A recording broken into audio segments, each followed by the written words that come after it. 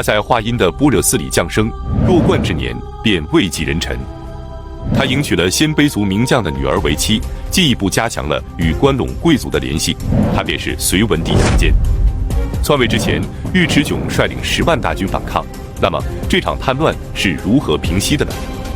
本期视频我们就一起走进杨坚的成长史及新建大兴城。杨坚，弘农郡华阴人，即今天陕西省华阴市人。父亲杨忠是西魏的12大将军之一，因功被拜为柱国，封隋国公。母亲吕苦桃是祁郡济南人，即今天的济南市人，出身微寒。541年，杨坚在平邑郡的般若寺里出生。平邑郡的治所在今天陕西省的大荔县。由于寺院里的比丘尼说杨坚不能与常人一起抚养，于是他便亲自在寺庙里将杨坚抚养长大。14岁的时候，他开始在京兆尹里担任公曹的职位。15岁的时候，凭借父亲的功劳，他被封为成纪县公，出任车骑大将军和仪同三司之职。16岁便晋升为骠骑大将军。4年，他迎娶了14岁的独孤伽罗为妻。独孤伽罗的父亲是鲜卑族名将，北周8柱国之一。独孤伽罗是他的第7个女儿。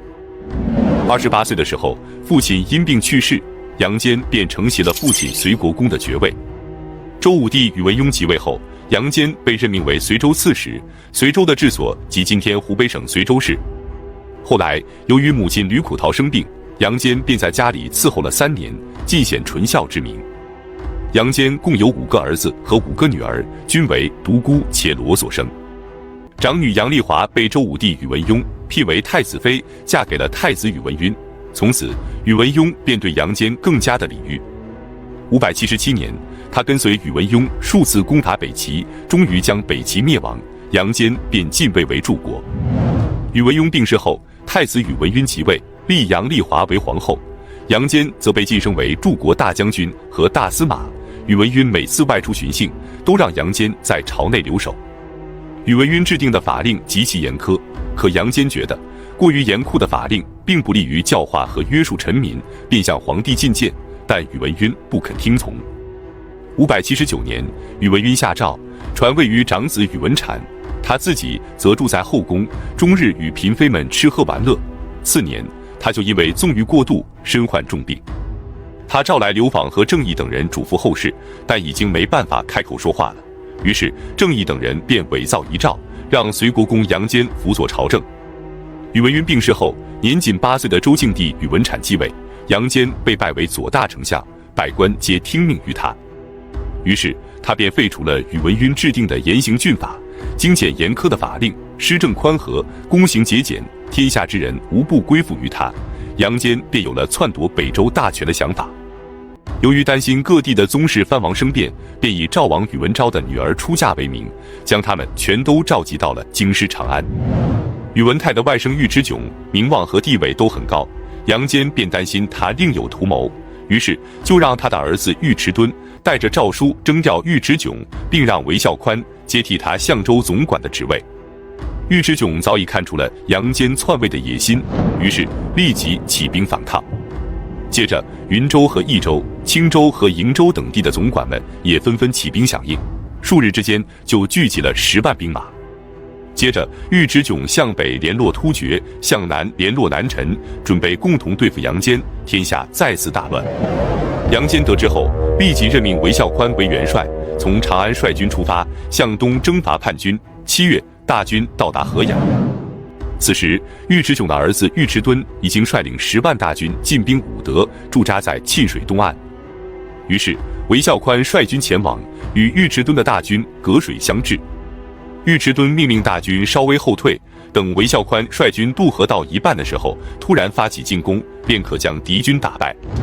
可韦孝宽趁他们后退之时，立即鸣鼓进军。大军迅速过河后，便派人焚烧了浮桥，断绝了士卒后退的念头。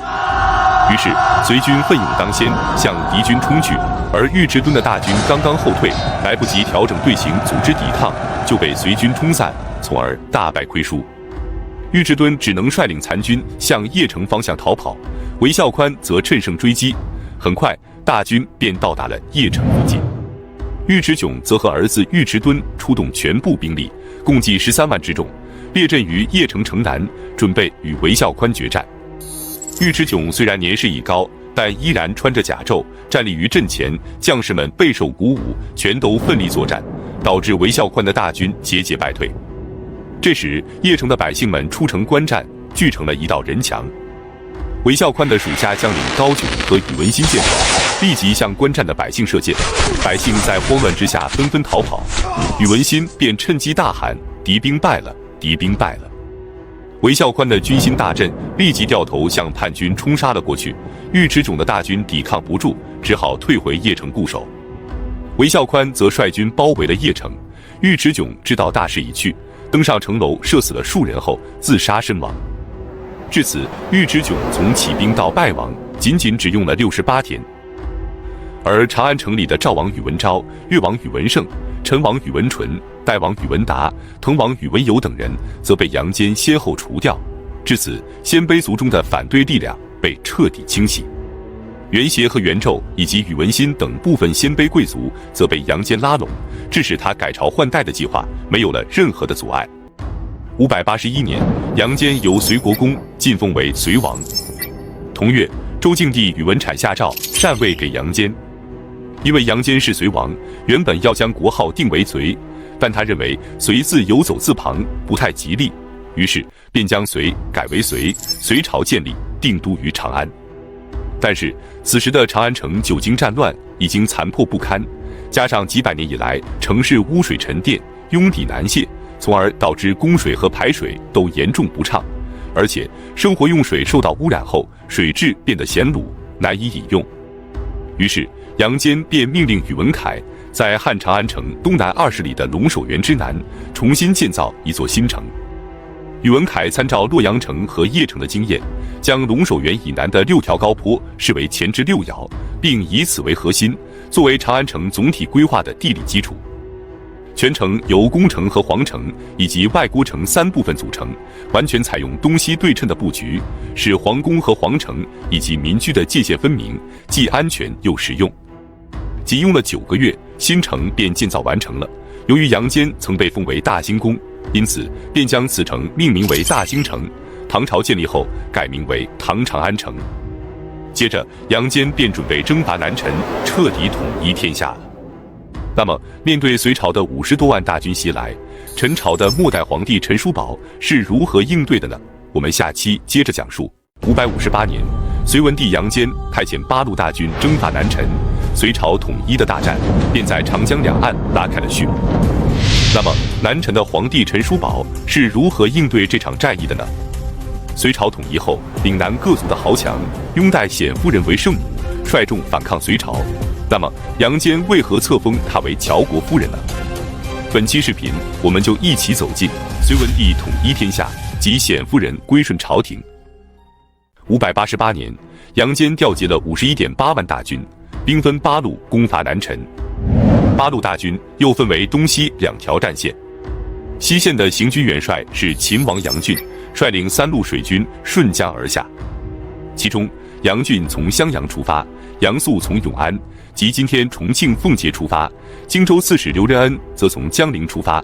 3路大军将在江夏及今天武汉市武昌区会师，阻止长江中游的陈军驰援建康，并趁机夺取鄱阳湖以西和以南的陈朝土地。东线的行军元帅是晋王杨广，统领长江下游的5路大军，目标是攻打陈朝的都城建康。其中，杨广从寿春出发，前往陆河及今天南京市陆河区。齐州刺史王世基从蕲春出发，攻打九江，以掩护杨广的主力大军。泸州总管韩金虎从庐江出发，梧州总管贺若弼从广陵及今天的扬州市出发。这2路大军的目标是围攻建康。青州总管燕荣则从东海及今天的连云港市出发，目标是南下太湖，奇袭三吴之地，以支援杨广的主力大军。至此，隋朝大军从大海到巴蜀，对南陈发动了全面进攻，战船遮天蔽日，车马旌旗绵延不绝。而南陈的皇帝陈叔宝却依然身居高阁，花天酒地。沿江的周俊探马立即将隋兵入侵的消息飞报给朝廷，可朝廷上下不以为然。皇帝陈叔宝依然歌舞升平，笑着对侍从说道：“齐国军队3次来袭，周国的军队2次进犯，每次都是遭到挫败后就撤退了。他们到底想干啥呢？”都官尚书孔范便附和着说道：“长江天堑，自古就将南北分隔阻断，隋军难道还能飞渡不成？估计是边防将士想立功，故意夸大其词罢了。”接着有人妄传说，隋军的战马在路上就死了很多。孔范便打趣着说道：“好可惜呀，那可都是我的战马呀，怎么就给死掉了呢？”陈叔宝听后哈哈大笑，与大臣们举杯畅饮，似乎亡国的威胁并不存在。12月，杨俊率领水军到达汉口，与陈军在江夏展开对峙。杨素的水军则在狼尾滩和旗亭打败了南陈的青龙战船后，派遣部分兵力南下，前去攻占陈朝的荆州之地，主力则由他亲自率领前往汉口，与杨俊在江夏会师，牵制长江中游的兵力，使其无法支援建康。再来看东线战场，贺若弼率军到达长江北岸后，卖掉了大量的老马，用以购买陈朝的战船，并将战船藏匿起来。之后，他又购买了50-60艘旧船，停泊在长江的小港岔，故意给南陈造成隋朝没有水军的错觉。他让将士们换防的时候要大张旗鼓地进行，陈朝的将士们以为敌兵要发动进攻了，慌忙准备之后，发现隋军只是换防而已。接着，贺若弼派遣士兵在江边狩猎，故意造成人马喧噪的景象，陈朝的将士们如临大敌，结果又是虚惊一场。长此以往，南陈的将士们便慢慢地开始懈怠了。589年正月初1，长江下游大雾弥漫，隋朝数路大军趁南陈的军民们欢度元会之际，秘密开始渡江了。贺若弼在长江北岸迷惑了敌军数月，就是为了这一天。他突然率军渡江的时候，陈军以为隋军又开始换防了，结果隋军这次却是真的渡江了。陈朝的将士们在猝不及防之下溃败而逃，隋军便攻占了南徐州，即今天的江苏省镇江市。接着，他一面派兵进驻曲阿，即今天江苏省丹阳市，以阻止三吴之地的陈军增援，一面亲率主力西进。与此同时，韩擒虎也从今天和县东南的横江口夜渡长江，攻占了采石矶。之后，他率军向南前往姑熟，即今天安徽省当涂县，打败了陈军后，沿着长江北进，准备围攻建康。随后，杨广率领主力屯驻在桃叶山，运筹帷幄地指挥大军。至此，隋军便对建康城形成了围攻之势。直到此时，陈叔宝才发觉事态不利，连忙召集大臣商议退敌之策，并且大肆扩兵，连僧尼和道士也悉数征召入伍。然而，面对隋军的前行攻势，他却主动放弃了中山和石头山的有利地形，命令所有大军都屯驻于都城内外，致使10余万兵力无所作为，只能眼睁睁地看着隋军进逼建康。于是，贺若弼率军进驻中山，屯兵于山南的白土岗，宇文述则率领3万大军渡江，攻占了石头城。接着，杨广命令杜彦军渡江，与韩擒虎在新黎会师，燕荣则率领水军到达太湖，阻断了三吴之地的援军，建康城岌岌可危。由于隋军的军纪严明，大军渡河后秋毫无犯，江南的百姓听到韩擒虎的威名后，纷纷前来拜见。陈朝的将领樊询和鲁师珍等人则直接率军投降了韩擒虎。此时建康附近尚有10万将士，但陈叔宝已经六神无主，日夜哭泣，将大权交给了嫉贤妒能的施文庆，致使有才能的官员无法发挥作用。吴兴太守任忠率军驻守于朱雀门，陈叔宝召集将领们商议军情，任忠便主张坚守攻城，同时派出小股部队侵扰敌军的粮道，等各路援军到达后，再与隋军展开决战。但是遭到了很多将领的反对，于是陈叔宝便立即下令出兵攻打驻守于白土岗的贺若弼。由于陈朝大军列阵混乱，首尾进退互不相知，贺若弼便集中优势兵力攻打陈军的薄弱环节，导致陈军大败，狼狈不堪地退回了建康。这时，任忠进入皇宫，给陈叔宝献计，分析了此战失败的原因后，建议皇帝乘船前往长江上游，他自己则会舍死护驾。陈叔宝听后觉得有理，便让他出宫部署，然后命令太监赶紧打点行装，等仁宗部署好之后，就跟随他前往长江上游。然而让他没想到的是，仁宗出宫后便来到了朱雀门的军营，然后竟然打开城门投降了韩擒虎，迎接随军入城。城内的将士本想阻拦，他便大声地斥责道：“老夫都已经投降了，何况尔等？”众将士便一哄而散。陈叔宝收拾好行装，左等右等，等来的却是仁宗投降的消息，吓得魂不附体，连忙率领后宫10余人来到后堂的景阳殿，然后与爱妃张丽华和孔贵嫔跳入了枯井，结果却被进城的随军找到，押到了韩擒虎的帐前。至此，南朝陈灭亡。16年后，陈叔宝在洛阳病逝，享年52岁。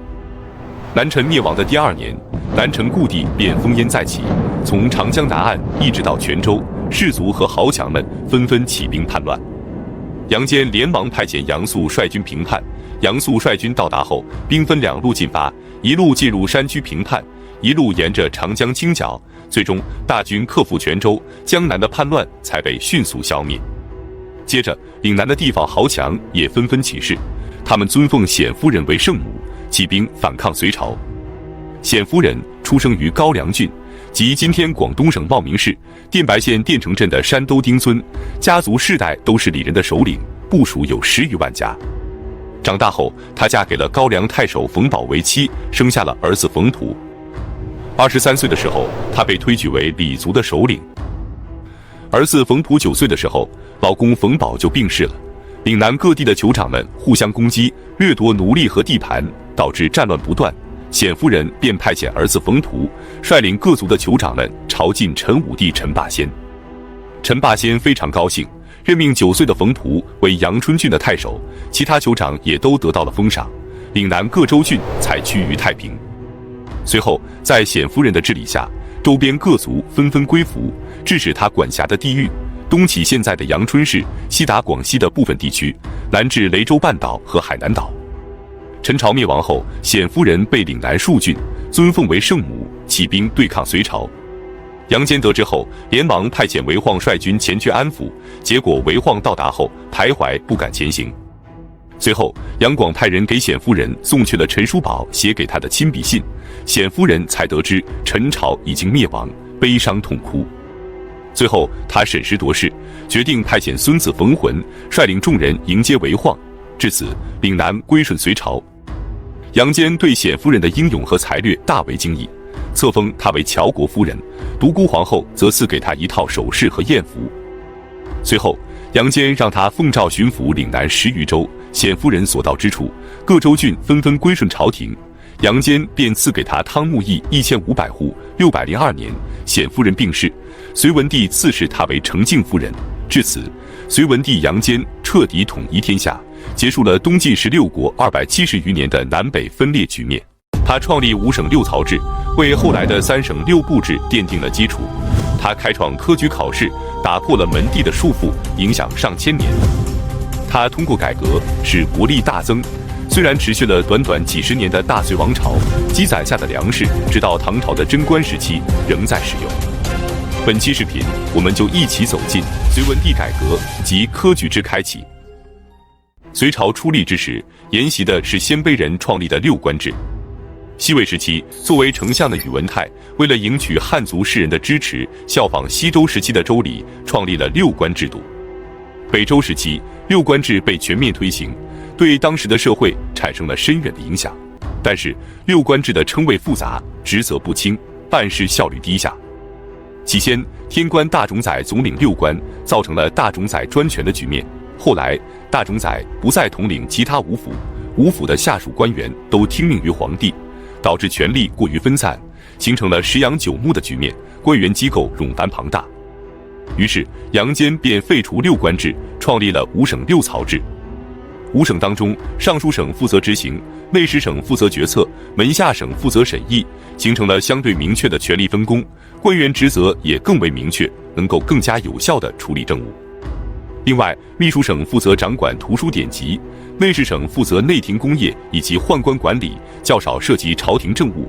因此，唐朝的时候便改为了3省6部制。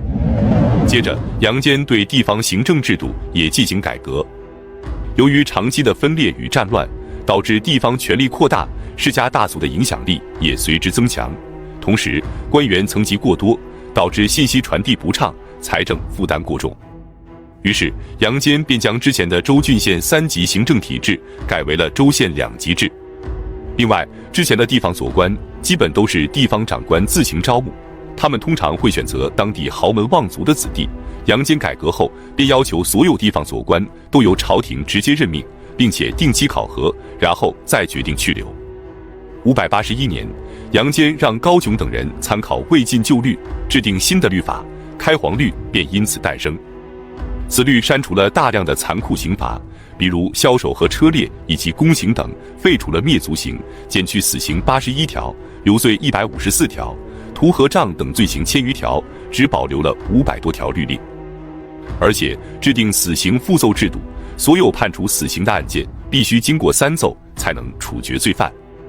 3奏指的是地方官府判决死刑后，需要上报给大理寺复核，大理寺审查后认为案件确实无误，才会上奏给皇帝。最终，所有死刑必须由皇帝亲自决定。土地方面依然沿用北魏以来的均田制。为了防范凶年，杨坚在民间设立了很多义仓，著名的有兴洛仓和回洛仓以及黎阳仓等，各仓存储的粮食都在100万担以上。这些粮食直到隋朝灭亡20多年后的唐朝贞观时期仍在使用。可见，隋朝虽然只有短短的几十年，但积累的财富却是相当惊人的。到隋文帝晚年的时候，天下储存的粮食可供50-60年之用，不仅朝廷的太仓充盈，连各地的义仓也都全部爆满。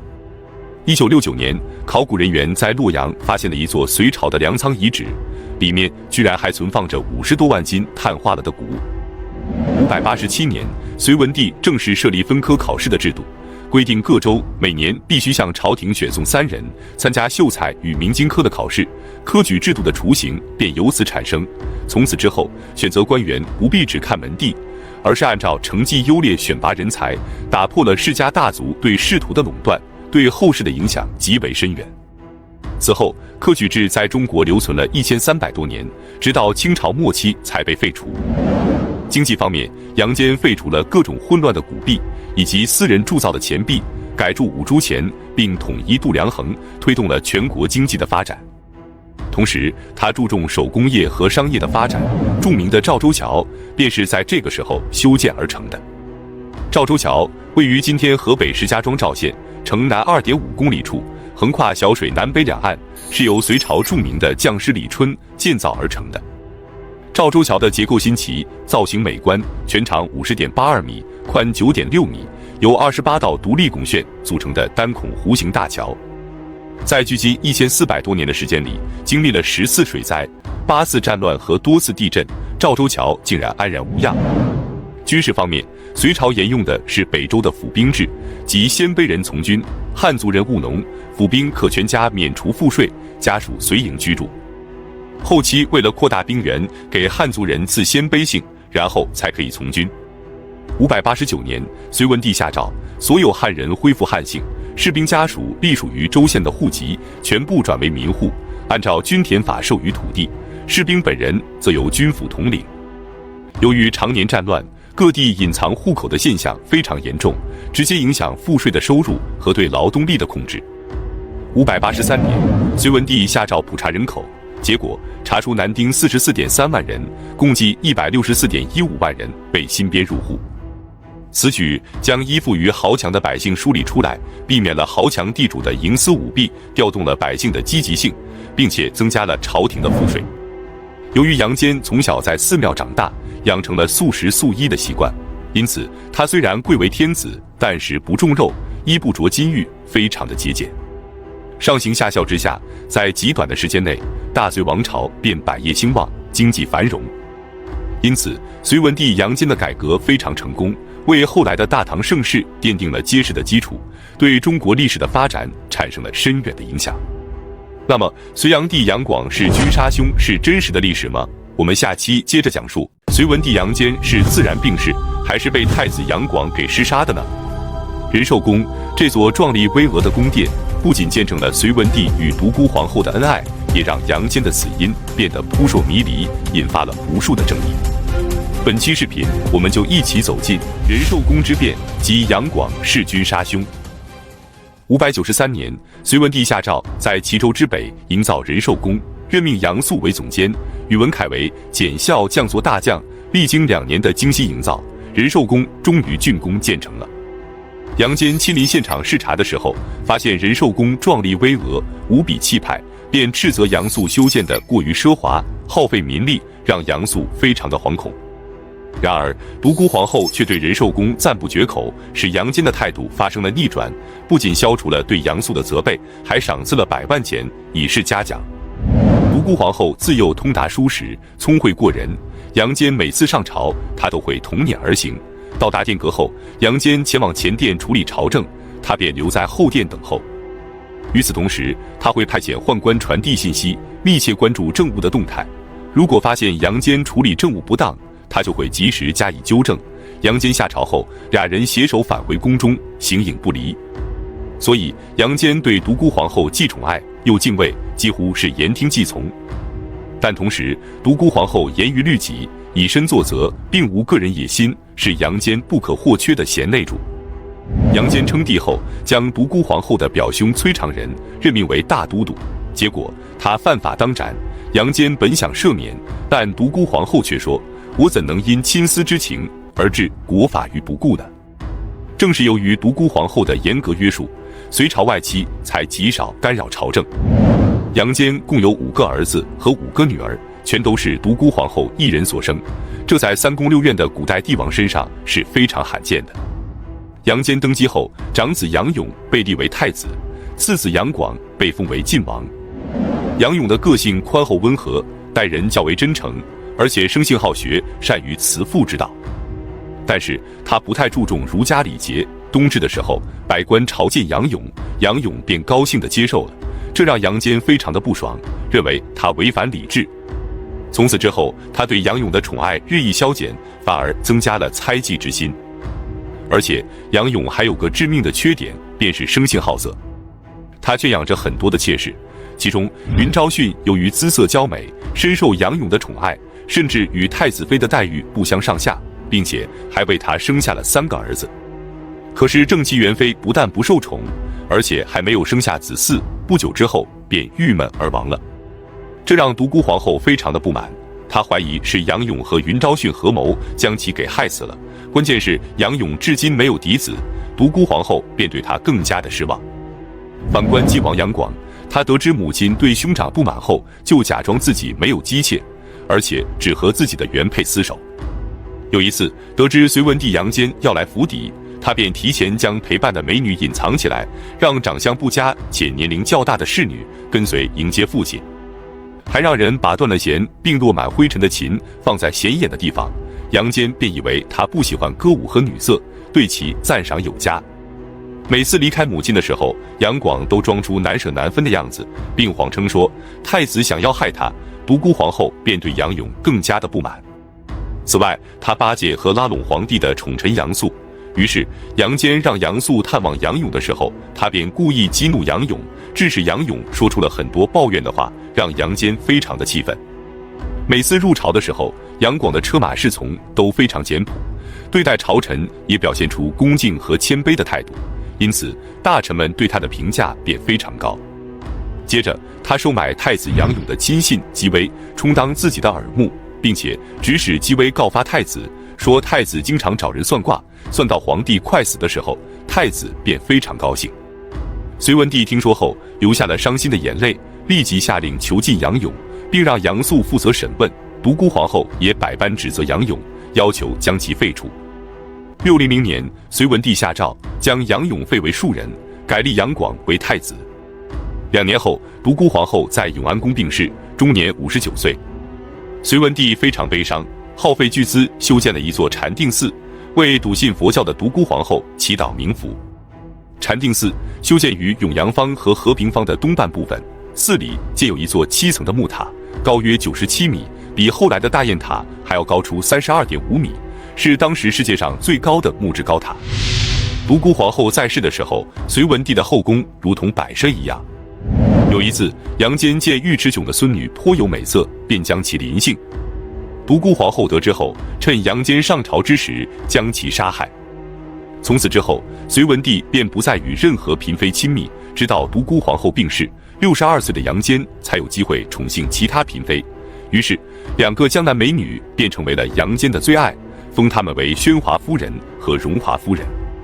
宣华夫人是南朝后主陈叔宝的妹妹，荣华夫人的家世不详，但也是江南美女，深得杨坚的喜欢。杨广得知后，立即给宣华夫人送去了金蛇和金驼等物，宣华夫人便助他坐稳太子之位。604年6月，杨坚将朝政托付给太子杨广，然后带着宣华夫人和荣华夫人前往仁寿宫避暑。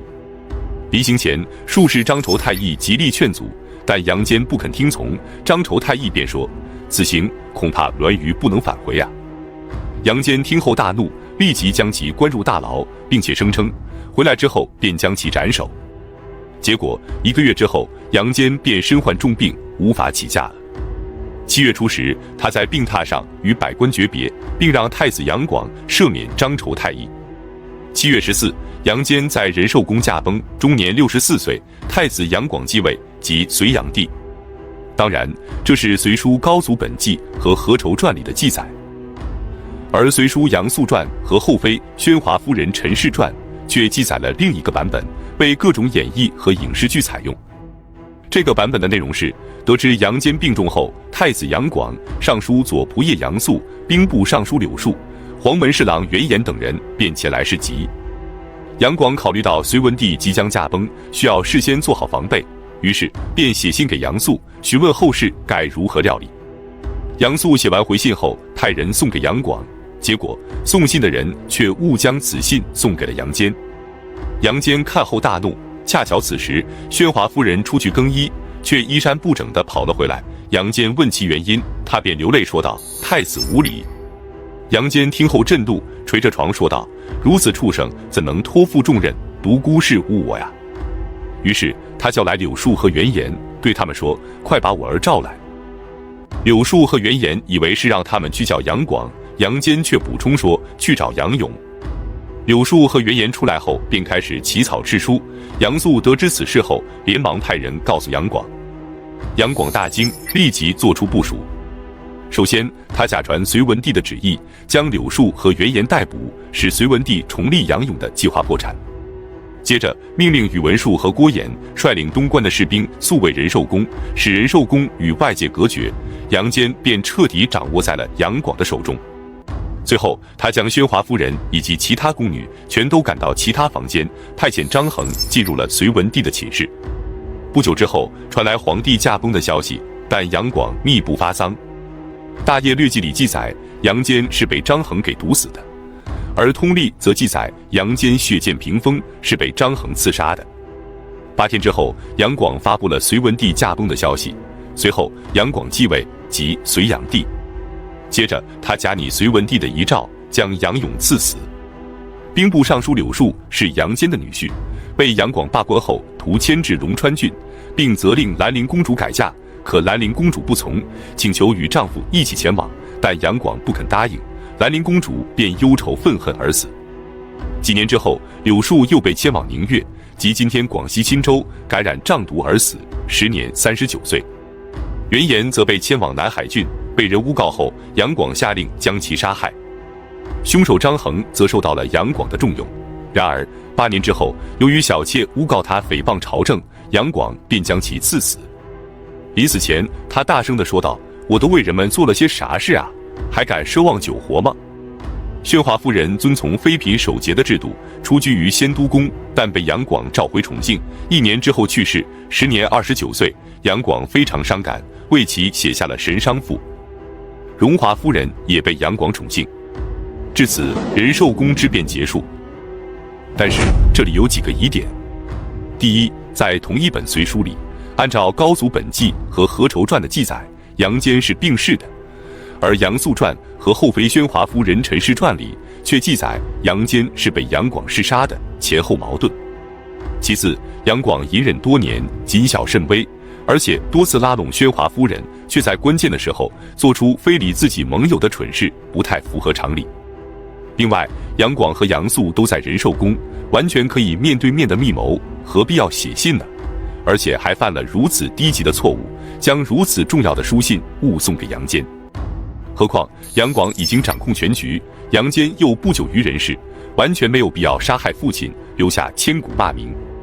所以，你认为杨坚是病逝的，还是被杨广弑杀的呢？请在评论区留言。杨广即位仅4个月，便决定迁都洛阳。为此，他命令宇文恺重新修建一座洛阳城。与此同时，另一项浩大的工程也同时进行，那便是后来的隋唐大运河。那么，洛阳城和大运河是如何建成的呢？本期视频，我们就一起走进隋炀帝修建洛阳城及隋唐大运河贯通。604年10月，章丘太尉向杨广进言说：“陛下是木命，可雍州之地却与木相克，不宜久居。”另外，有谶语曾说：“修治洛阳还晋家，而陛下就曾经被封为晋王，所以修建洛阳宫便应验了这句谶语。”杨广听后深表赞同，立即前往洛阳考察，并筹备兴建新都的具体事宜。11月，杨广到达洛阳，登上了北面的邙山，他极目远眺，望着伊阙之口，不禁感叹道：“这不是龙门吗？自古以来，为何不在此处修建都城呢？”仆射苏威回应道：“自古以来，并非不知此地之忧，而是一直等待陛下的。”杨广听后非常高兴，当即决定在伊阙之口修建都城。605年3月，杨广任命杨素为总监，宇文恺为将作大将，全权负责洛阳城的修建工作。宇文恺打破左右对称的传统城市布局，采用天人合一的设计理念，巧妙地将山川地貌和日月星辰与都城完美的契合。中国古代将天空的中央分为紫微和太微以及天市3元，于是宇文恺便将宫城定位在紫微垣的位置，皇城则定位在太微垣的对应之地，天市垣的对应处则修建了拜郭城。宫城的地势最高，象征天地居住的紫微宫占地约 4.2 平方公里，是北京紫禁城的6倍。宫城的正门是则天门，唐朝时改为应天门，俗称五凤楼，是举行登基和改元以及大赦和接见万国来使等拜朝大典的重要场所。皇城名为太微城，是朝廷机构的办公所在地。皇城往南是洛水，宇文恺便将洛水比作天上的银河，洛水之上与宫城相连的桥命名为天津桥，天津指的是天上停泊船坞的地方。连接端门与定鼎门的大街被称为定鼎门大街，是洛阳城的主干道，宽度达116米，与天上的天街遥相呼应。宫城中轴的正南方正好面对着伊阙之口，伊阙也被称为龙门，龙门石窟便位于定鼎门以南约7公里处。再来看外郭城，城内的街道纵横交错，宽窄相间，由街道分割成的方形区域便是居民区，隋朝的时候称为里，唐朝则称为坊。据唐6典记载，共有103坊，目前已经勘察出的有64坊，其余部分或被现代城市覆盖，或被洛水冲刷殆尽。坊的四周筑有围墙，正中辟有坊门，里面是居民住宅及宗教寺庙的聚集地。最负盛名的有白居易在吕道坊的宅院，李贺在仁和里的住宅，以及牛僧孺在归仁园的绿野堂等。城内设有3市，为重要的贸易场所，其中以南市最为繁华。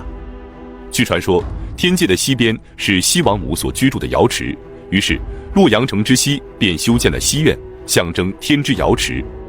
西苑的外围有丘陵作为屏障，内有涧水和谷水以及洛水流经。由于地势起伏，园内便挖掘成大海模样，并在海上建造了蓬莱河方丈以及瀛洲等诸座神山，山体高出水面100余尺，台观殿阁星罗棋布地分布在山上，宛如仙境。苑北的龙鳞渠曲折蜿蜒地流入海内，杨广便沿着龙鳞渠建造了16院，每院任命1名4品夫人主持，住着各色美女，院内的堂殿楼观极为华丽。至此，每月征用徭役200万，历时10个月，大气磅礴的洛阳城终于兴建完成了。它独特的建筑形制和平面布局，奠定了中国工程的基本格局，被宋朝和元朝以及明清仿效，甚至影响了日本、朝鲜等国的工程建筑风格。之后，杨广迁徙洛州居民以及各州商贾数万户，以充实新建的东京城。606年，杨广正式迁都洛阳，并将洛阳命名为东京，3年后改称为东都。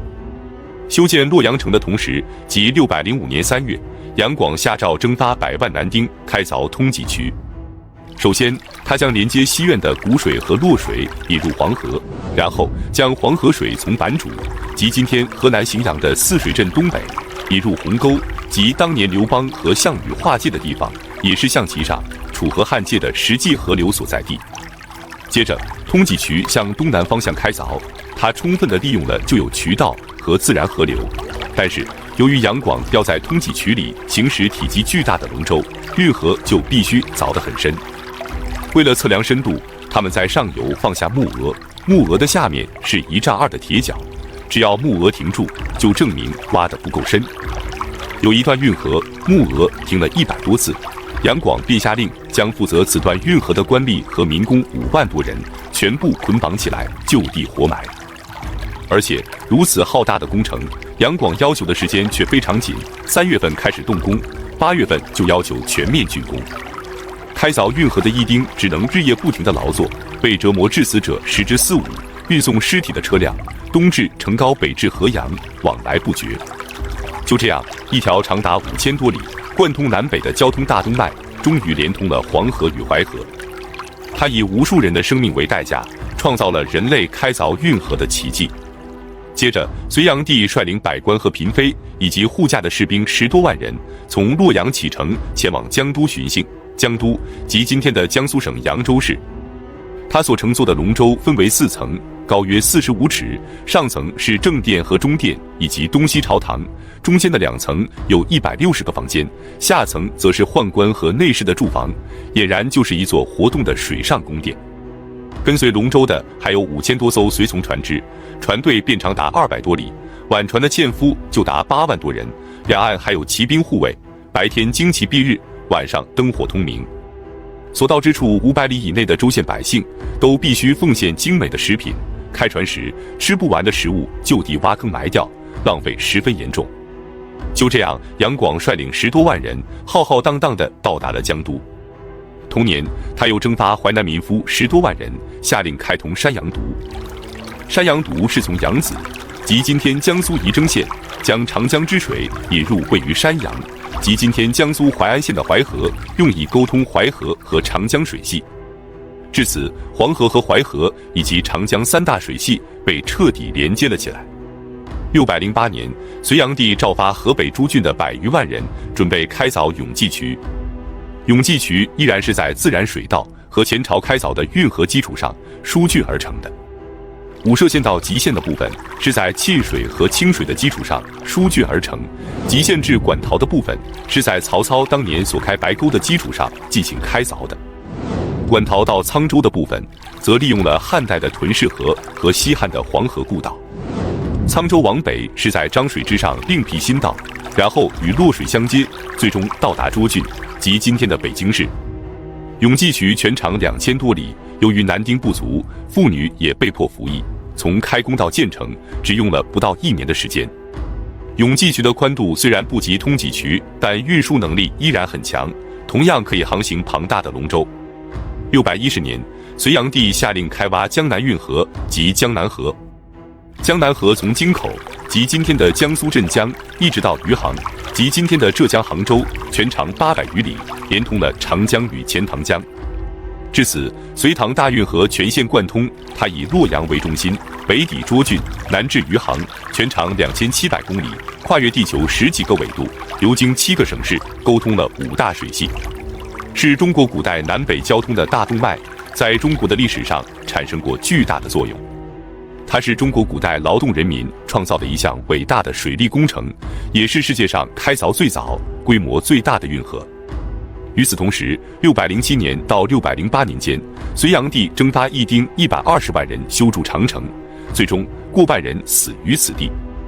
隋长城是在前代长城的基础上修筑和加固以及改造而成的，西起今天宁夏灵武县境内的黄河东岸，东到今天陕西绥德县西南，全长约350公里。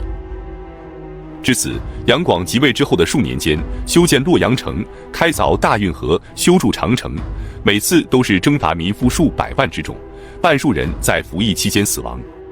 后来，由于成年男子不足，妇女也被征发劳役。与此同时，各州县劳动力缺失，土地荒芜，百姓生活在水深火热之中。可隋炀帝依然没有停止折腾的意思。接着，他发动100万大军征伐高句丽。那么，隋朝100万大军为何会败于弹丸之地的高句丽呢？我们下期接着讲述。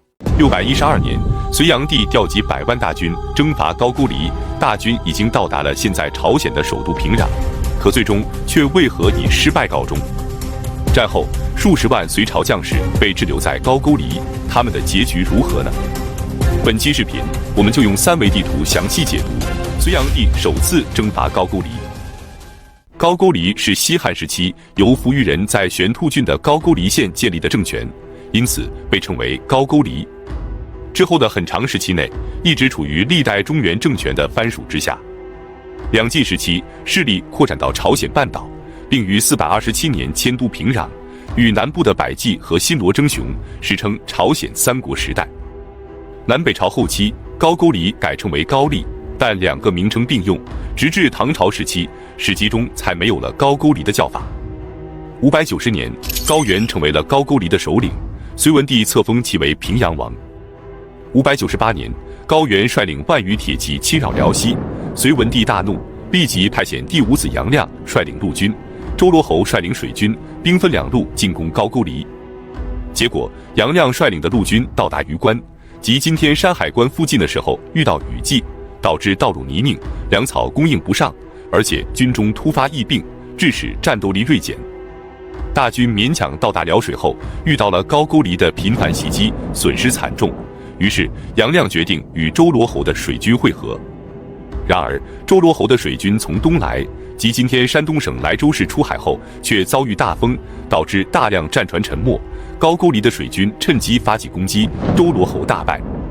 据隋书记载，此次战役隋军损失的兵力10之8九，而高句丽的伤亡却很少。但即使如此，高原依然惶恐不安，担心隋军再次来袭，于是连忙给隋文帝上表，自称辽东粪土陈元。隋文帝便趁机下令撤军。隋炀帝杨广继位后，于608年开凿永济渠。612年2月，他顺着永济渠前往涿郡巡幸。26日，他以高句丽不遵陈礼为由下诏征讨。他命令天下的兵卒不论远近，当年春天必须赶到涿郡集结，同时命令来护儿为水军统帅，所有水军在东来集结。为了打造强大的水军，他命令工匠们在大军出发之前，必须打造出300艘战船，工匠们只能日夜站在水中劳作，导致皮肤溃烂，腰部以下生蛆，死者10之3次。613年正月，所有人马集结完毕。此战征调作战的士卒共计113万，负责后勤保障的民夫更是达到了200多万。正月初2，大军开始出发。为了炫耀军威，隋炀帝将大军分为40个军，每天派出1军。40天之后，大军才全部派完，队列长达800余里，场面极为壮观。与此同时，来护儿率领的300多艘战船也从东来出发，兵锋直指平壤。2月，大军抵达辽水，并在辽水西岸列阵。此时，辽水东岸的高句丽大军早有防备，他们背靠辽东城，利用辽水的天然屏障，在东岸设防，阻挡隋军渡河，双方便在辽水两岸展开了对峙。隋炀帝命令工部尚书宇文恺搭建3座浮桥，以供大军渡河。这时，将领麦铁杖主动请缨，率领前锋开始渡河。然而，由于浮桥并没有完工，距离辽水东岸还有1丈多的距离，隋军只能跳入水中登岸。高句丽的将领见状，立即率领大军冲杀，双方便在岸边展开激战，隋军死伤惨重，主将麦铁杖战死，首战失败。隋炀帝命令何愁抓紧修复并加长浮桥。2天之后，3座加长的浮桥被放置在辽水之上，隋军便顺利地渡过了辽水。高句丽的大军奋勇抵抗，死伤了1万多人后，被迫后撤，退回了辽东城。隋军趁胜追击，将辽东城团团围住。就在这时，隋炀帝下发了2道诏令：其一，所有军事行动必须上奏给他本人，等待他的回复和指示，所有将领不得擅自做主。其二，如果高丽愿意投降，必须进行安抚和接纳，不得纵容士兵抢掠。同时，任命尚书右丞刘世龙为抚慰使，监督执行。由于辽东城的城防非常坚固，隋军奋勇冲杀了数次，才将城池攻陷。高句丽的守军只好举旗投降。然而，就在这时，戏剧性的一幕发生了。抚慰使刘世龙及时赶到现场，他要执行皇帝的诏令。既然高句丽愿意投降，那就必须安抚和接纳。于是，大军只能停止进攻，派人向隋炀帝请示。而高句丽则在隋军等待期间加固城池，调整防御。等隋炀帝接受投降的诏书到达后，高句丽的守军却拒绝投降了。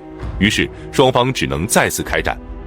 隋军的将士们只能再次发起冲锋，等到城池将要攻破之时，高句丽却故技重施，再次请求投降。接着，抚慰使刘世龙及时出现，命令将士们停止攻城，大军便只能再次等待隋炀帝的旨意。如此往复再三，可隋炀帝依然不肯醒悟，致使辽东城久攻不下。隋军的将士们人困马乏，士气低迷，对辽东城的进攻便陷入了僵局。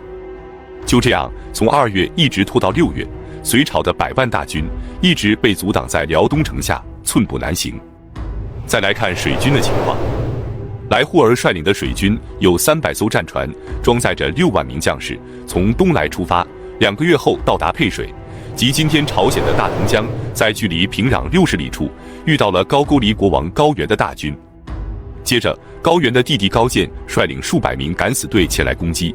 隋军没想到高句丽会主动出击，被打得措手不及，将士们非常恐惧。来护儿却笑着说道：“我原以为他们会坚壁清野，等待王师，没想到他们竟然主动前来送死，那我便1日之内将其歼灭。”于是他命令儿子来整和部将费清儒率众迎击，高句丽大败，主将高渐被杀。然后他不顾水军副总管周法上的劝告，挑选4万精兵，准备攻打平壤城。高原则采取诱敌深入的策略，且战且退，一直退到了平壤城。隋军到达后，发现城门洞开，并没有大军防守，来护儿便率领大军入城。城内的街道上到处都是钱财和武器，来护儿便命令大军不准分散行动，更不准收集物资。大军到达一处寺庙后，遭到了高句丽的伏击，但很快就被打跑了。这时，隋朝的将领们认为高句丽已经是强弩之末了，不必过于惊慌，于是便允许大军去收集街道上的钱财和武器。结果，大军分散之后，却正中高句丽的下怀，他们立即出动，分割包围隋军。隋军被打得不知所措，而且无法立即聚集，死伤惨重。来护儿仅率领数千名残兵逃出城外，向军营撤退，高句丽的大军则紧追不放，一直追到隋军停泊战船的地方。这时，他们发现周法上严阵以待，只好停止追击。之后，来护儿率军返回，驻扎在海浦，不敢留下来接应其他隋军。再来看陆军的情况，一个小小的辽东城就将隋朝的100万大军阻挡在此，将近5个月之久。隋炀帝非常气愤，亲自赶到前线督战，并且斥责将领们不肯效命。接着，他亲自部署作战计划，既然辽东城攻不下来，那就越过它，直取平壤。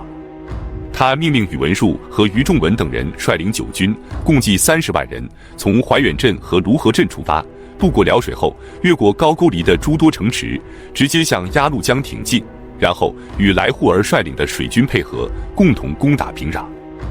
怀远镇的治所在今天辽宁省辽中区的辽中镇，卢河镇的治所则在今天辽宁省的锦州市。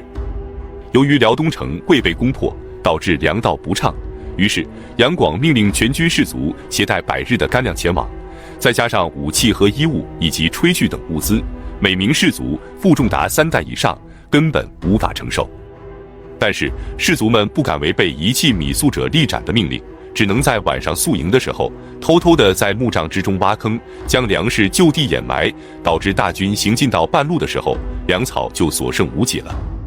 之后，隋军到达乌古城，为了麻痹敌军，于仲文挑选了几千头瘦弱的马和驴放在大军的后面，然后率领大军继续东进。高句丽的将领果然上当，立即出兵袭击隋军的后部，可隋军早有防备。于仲文见状，连忙命令大军掉头回击，高句丽大败而逃，前往了鸭绿江。鸭绿江是高句丽的第二道防线，由乙支文德率军驻守。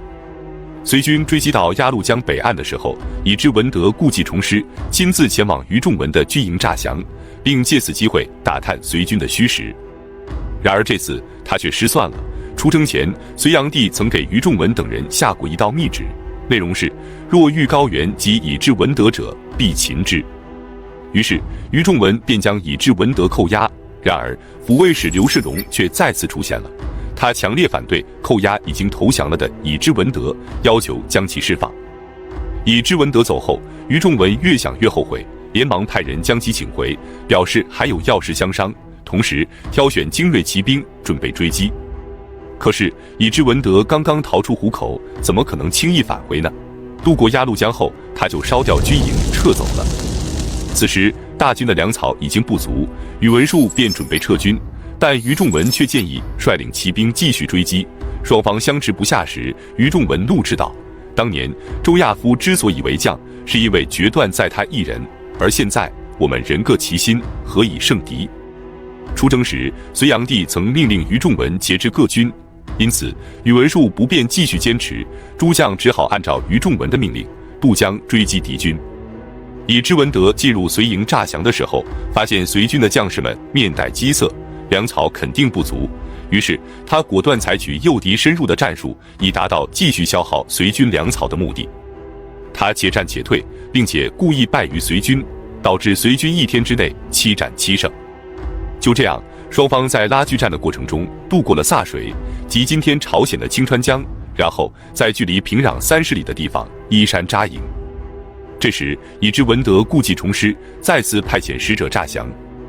由于隋军的将士们人困马乏，粮草不足，实在无法继续作战了，再加上平壤城极其险固，一时之间难以攻克，于是宇文述决定将计就计，下令全军撤退。为了防止高句丽偷营，撤退的时候他将大军编为方阵，果然一路之上，高句丽四面出击，不停地骚扰。7月24，大军到达柞水，准备渡河。然而乙支文德早已派人在柞水上游修筑堤坝，将河水拦截。等到隋军渡河之时，乙支文德下令开闸放水，洪水便如猛兽一般倾泻而下，数千隋军瞬间被淹没。这时高句丽的大军从后面杀出，右屯卫将军辛世琼战死，其余各军立即溃败，纷纷狼狈而逃，死伤不计其数。最终宇文述和于仲文等将领率领的30多万大军，只有2700余人逃回辽东城，物资器械损失殆尽。至此，隋炀帝首次征伐高句丽的战役就以这样惨烈的结局收场了。而数十万隋朝将士则被永远地留在了高句丽的土地上。已经阵亡的高句丽将他们的尸骨修筑为金冠，羞辱大隋王朝；被俘的则成为了高句丽的奴隶，他们被安排与游女结合，生下的孩子依然为奴，终身供养高句丽的贵族和平民。唐朝时期，有中原人前往高句丽，隋人望之而哭者，便于郊野。642年，唐太宗派遣使者出使高句丽，数万名隋军战俘依然在世。他们看到唐朝的使者后，纷纷夹道而哭，但他们永远无法回到自己的家乡了。隋炀帝回朝后，下令将此战的主将宇文述和于仲文逮捕入狱。由于宇文述的儿子娶了隋炀帝的女儿，所以隋炀帝不忍将其诛杀，只是废为庶民，后来又被重新启用。而于仲文则在病重的时候才被释放，次年病逝于家中，享年68岁。抚慰使刘世龙则被斩杀，以谢天下。次年，隋炀帝再次征伐高句丽，那么他为何在与敌军相持之时突然宣布退兵呢？我们下期接着讲述。上期讲到，隋炀帝率领100万大军征伐高句丽，却以惨败收场，于当年7月返回了涿郡。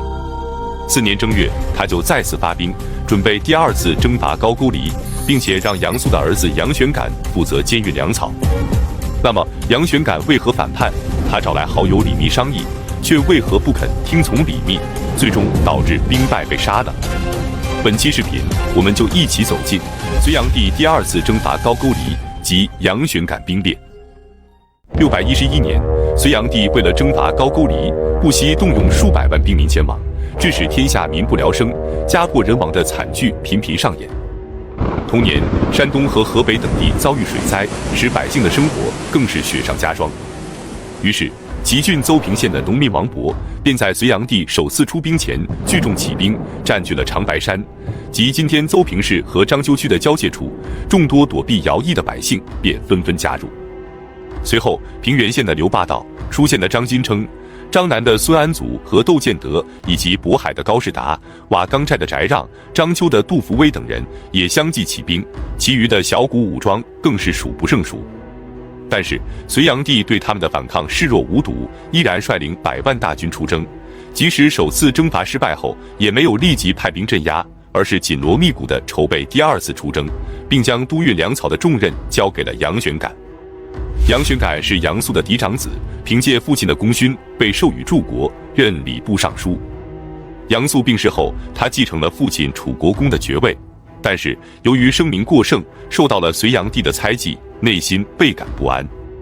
为了能在军中任职，他对兵部尚书段文振说：“我家世代蒙受皇恩，如果我不能建功立业，怎能心安理得地享受这份恩德呢？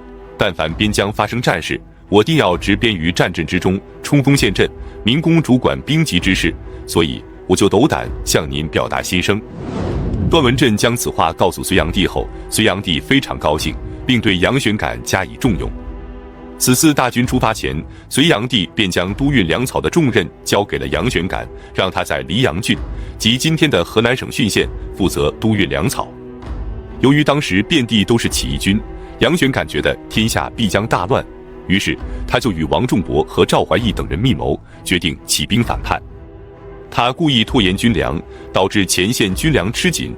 隋炀帝派人前来催促，他就以水路沿途的叛贼众多为由来搪塞。同时，他秘密召回跟随隋炀帝出征的2个弟弟杨玄纵和杨万硕。为了能名正言顺地调动周边郡县的隋军，他派遣家奴假扮成从东方而来的使者，谎称说水军统领来护尔因为失妻起兵叛乱了。接着，他立即给周边郡县发送文书，以讨伐来护尔为名，让他们发兵前来相会。同时，派人前往长安，将好友李密召来商议。李密的曾祖父李泌是西魏的8柱国之一，祖父李曜是北周的太保，父亲李宽是隋朝的上柱国。父亲去世后，他承袭了父亲蒲山郡公的爵位。年轻的时候，他被任命为东宫牵牛背申，即宫中的禁卫武官。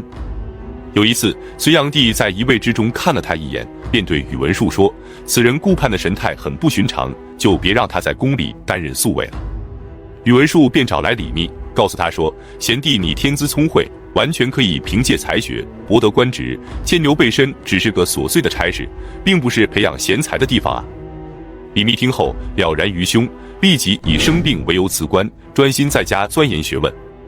他擅长谋划，而且志向远大，常以救世济民为己任。回家后，他就散发家产，救济亲朋好友，并且收养门客，礼遇贤才。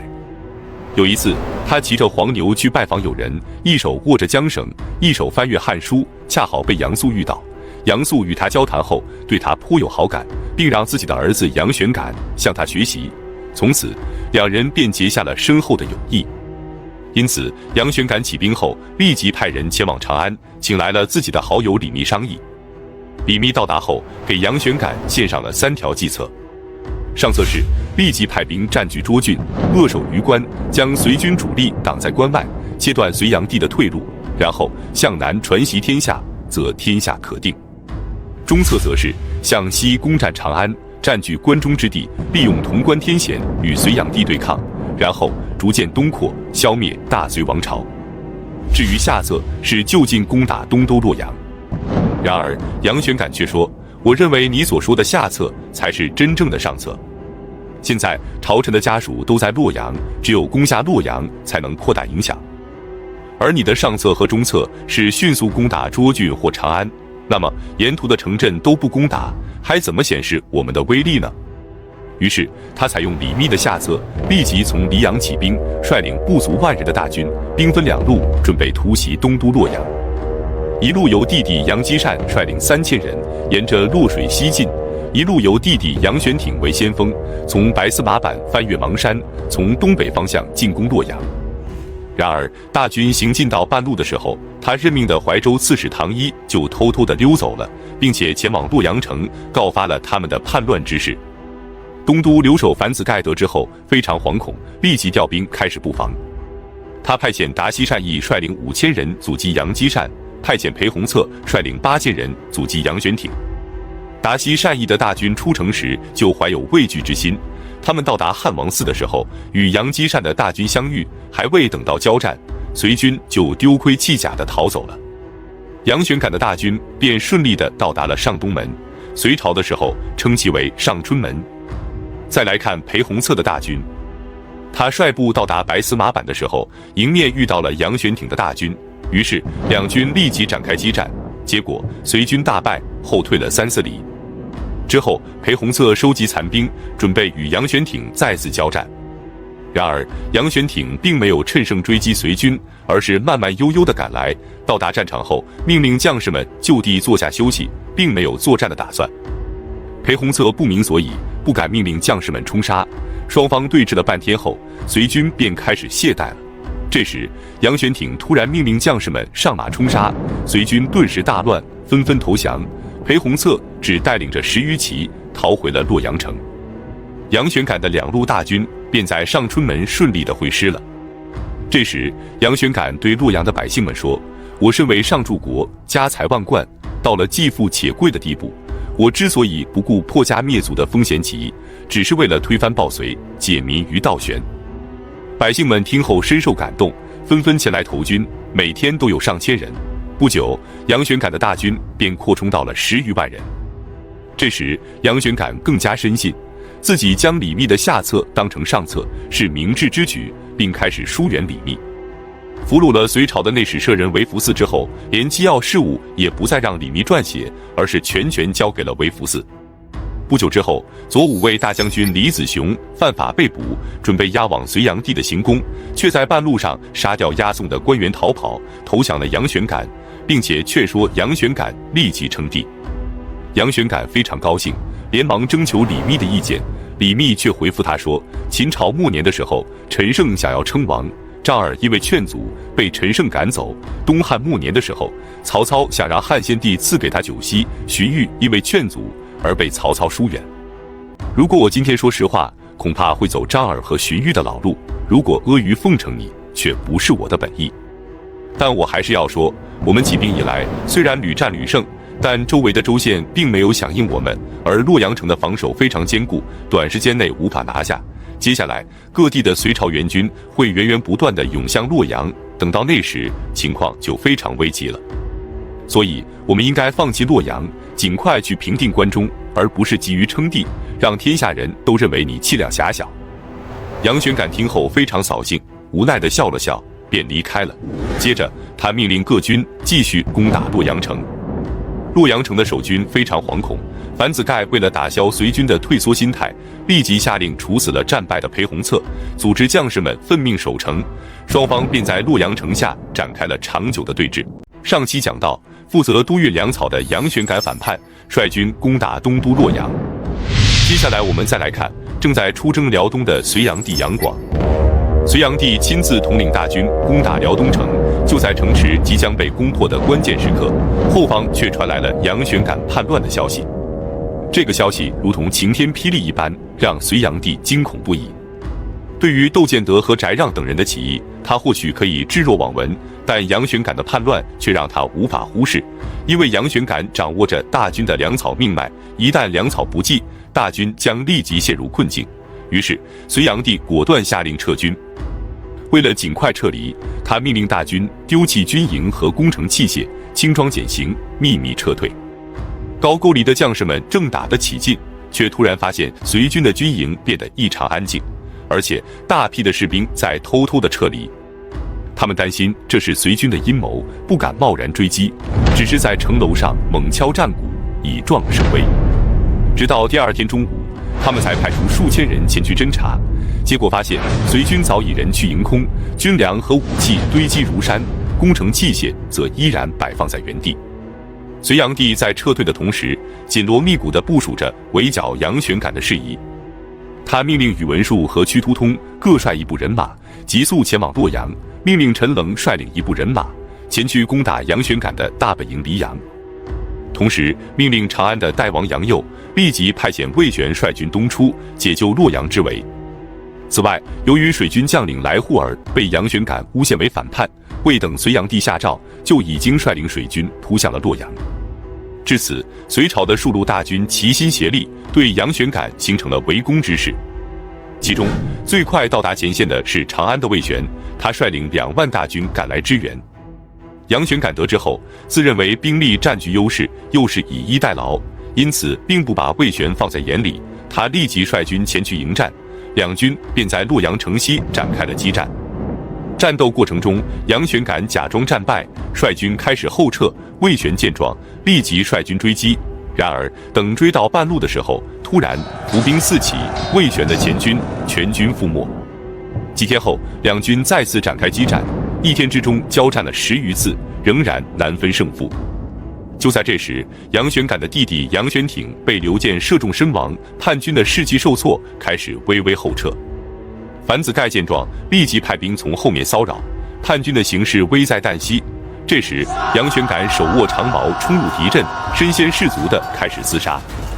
他的英勇无畏让敌军无不感到震撼，将士们甚至称其为当世将领。接着，杨玄感让人大声呼喊：“杨玄感被俘了！杨玄感被俘了！”魏玄的将士们不明所以，慢慢地松懈了下来。杨玄感趁机发起冲锋，魏玄大败，只带领8000多人逃回了营地。然而，就在这时，从辽东战场上返回的屈突通率领大军赶到了。杨玄感连忙请教李子雄，李子雄建议说，屈突通经略兵法，一旦让他渡过黄河，胜败便不可预料，因此必须将他挡在黄河北岸。杨玄感便准备分兵前往，据守黄河。但樊子盖早已料定了他们的计谋，多次派兵骚扰，使杨玄感无法及时派兵。等他们的大军到达时，屈突通的大军已经渡过了黄河，屯兵于洛阳东北。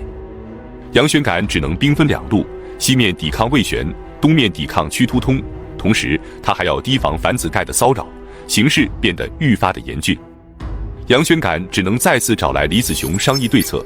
李子雄便说，如果等到隋炀帝的其他几路大军到达后，我们必败无疑，因此我们应该立即前往长安，占据3府之地，然后再图谋东扩。杨玄感觉得有理，便准备听从，可这是李密多次提出而被他一直否决的方案啊！现在李子雄提出后，他却采纳了。然而今时不比往日，情况早已不同，李密只能无奈地补充道，如果就此前往关中，将士们一定会以为是战败而逃，恐怕未到关中，大军就彻底溃散了，所以必须有一个合理的借口。为今之计，只能给将士们说，陇右的统帅袁弘嗣起兵反叛了，他掌握着强大的兵马，并且邀请我们前往，只有这样才能哄骗将士们西进。于是杨玄感便用李密所说的借口瞒住将士们，率领大军向西撤退，屈突通和宇文述的大军则在后面追击。大军到达陕县时，当地的豪强拦住杨玄感说，弘农宫里的兵力空虚，而且还有大量的粮草，很容易就能打下来。这样既可以断绝敌人的粮草，又可以占据宜阳的地盘，何乐而不为呢？杨玄感觉得有理，便命令大军开始攻打弘农宫。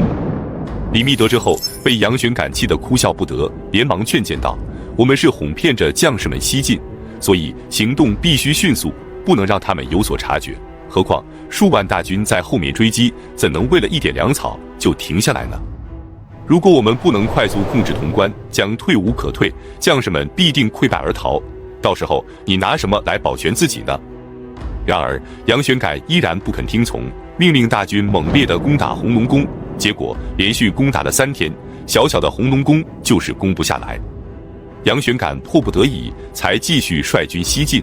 然而他耽误的这3天时间是最为宝贵的3天。当他率军到达文乡县，即今天灵宝市西北的时候，隋朝的追兵便赶了上来。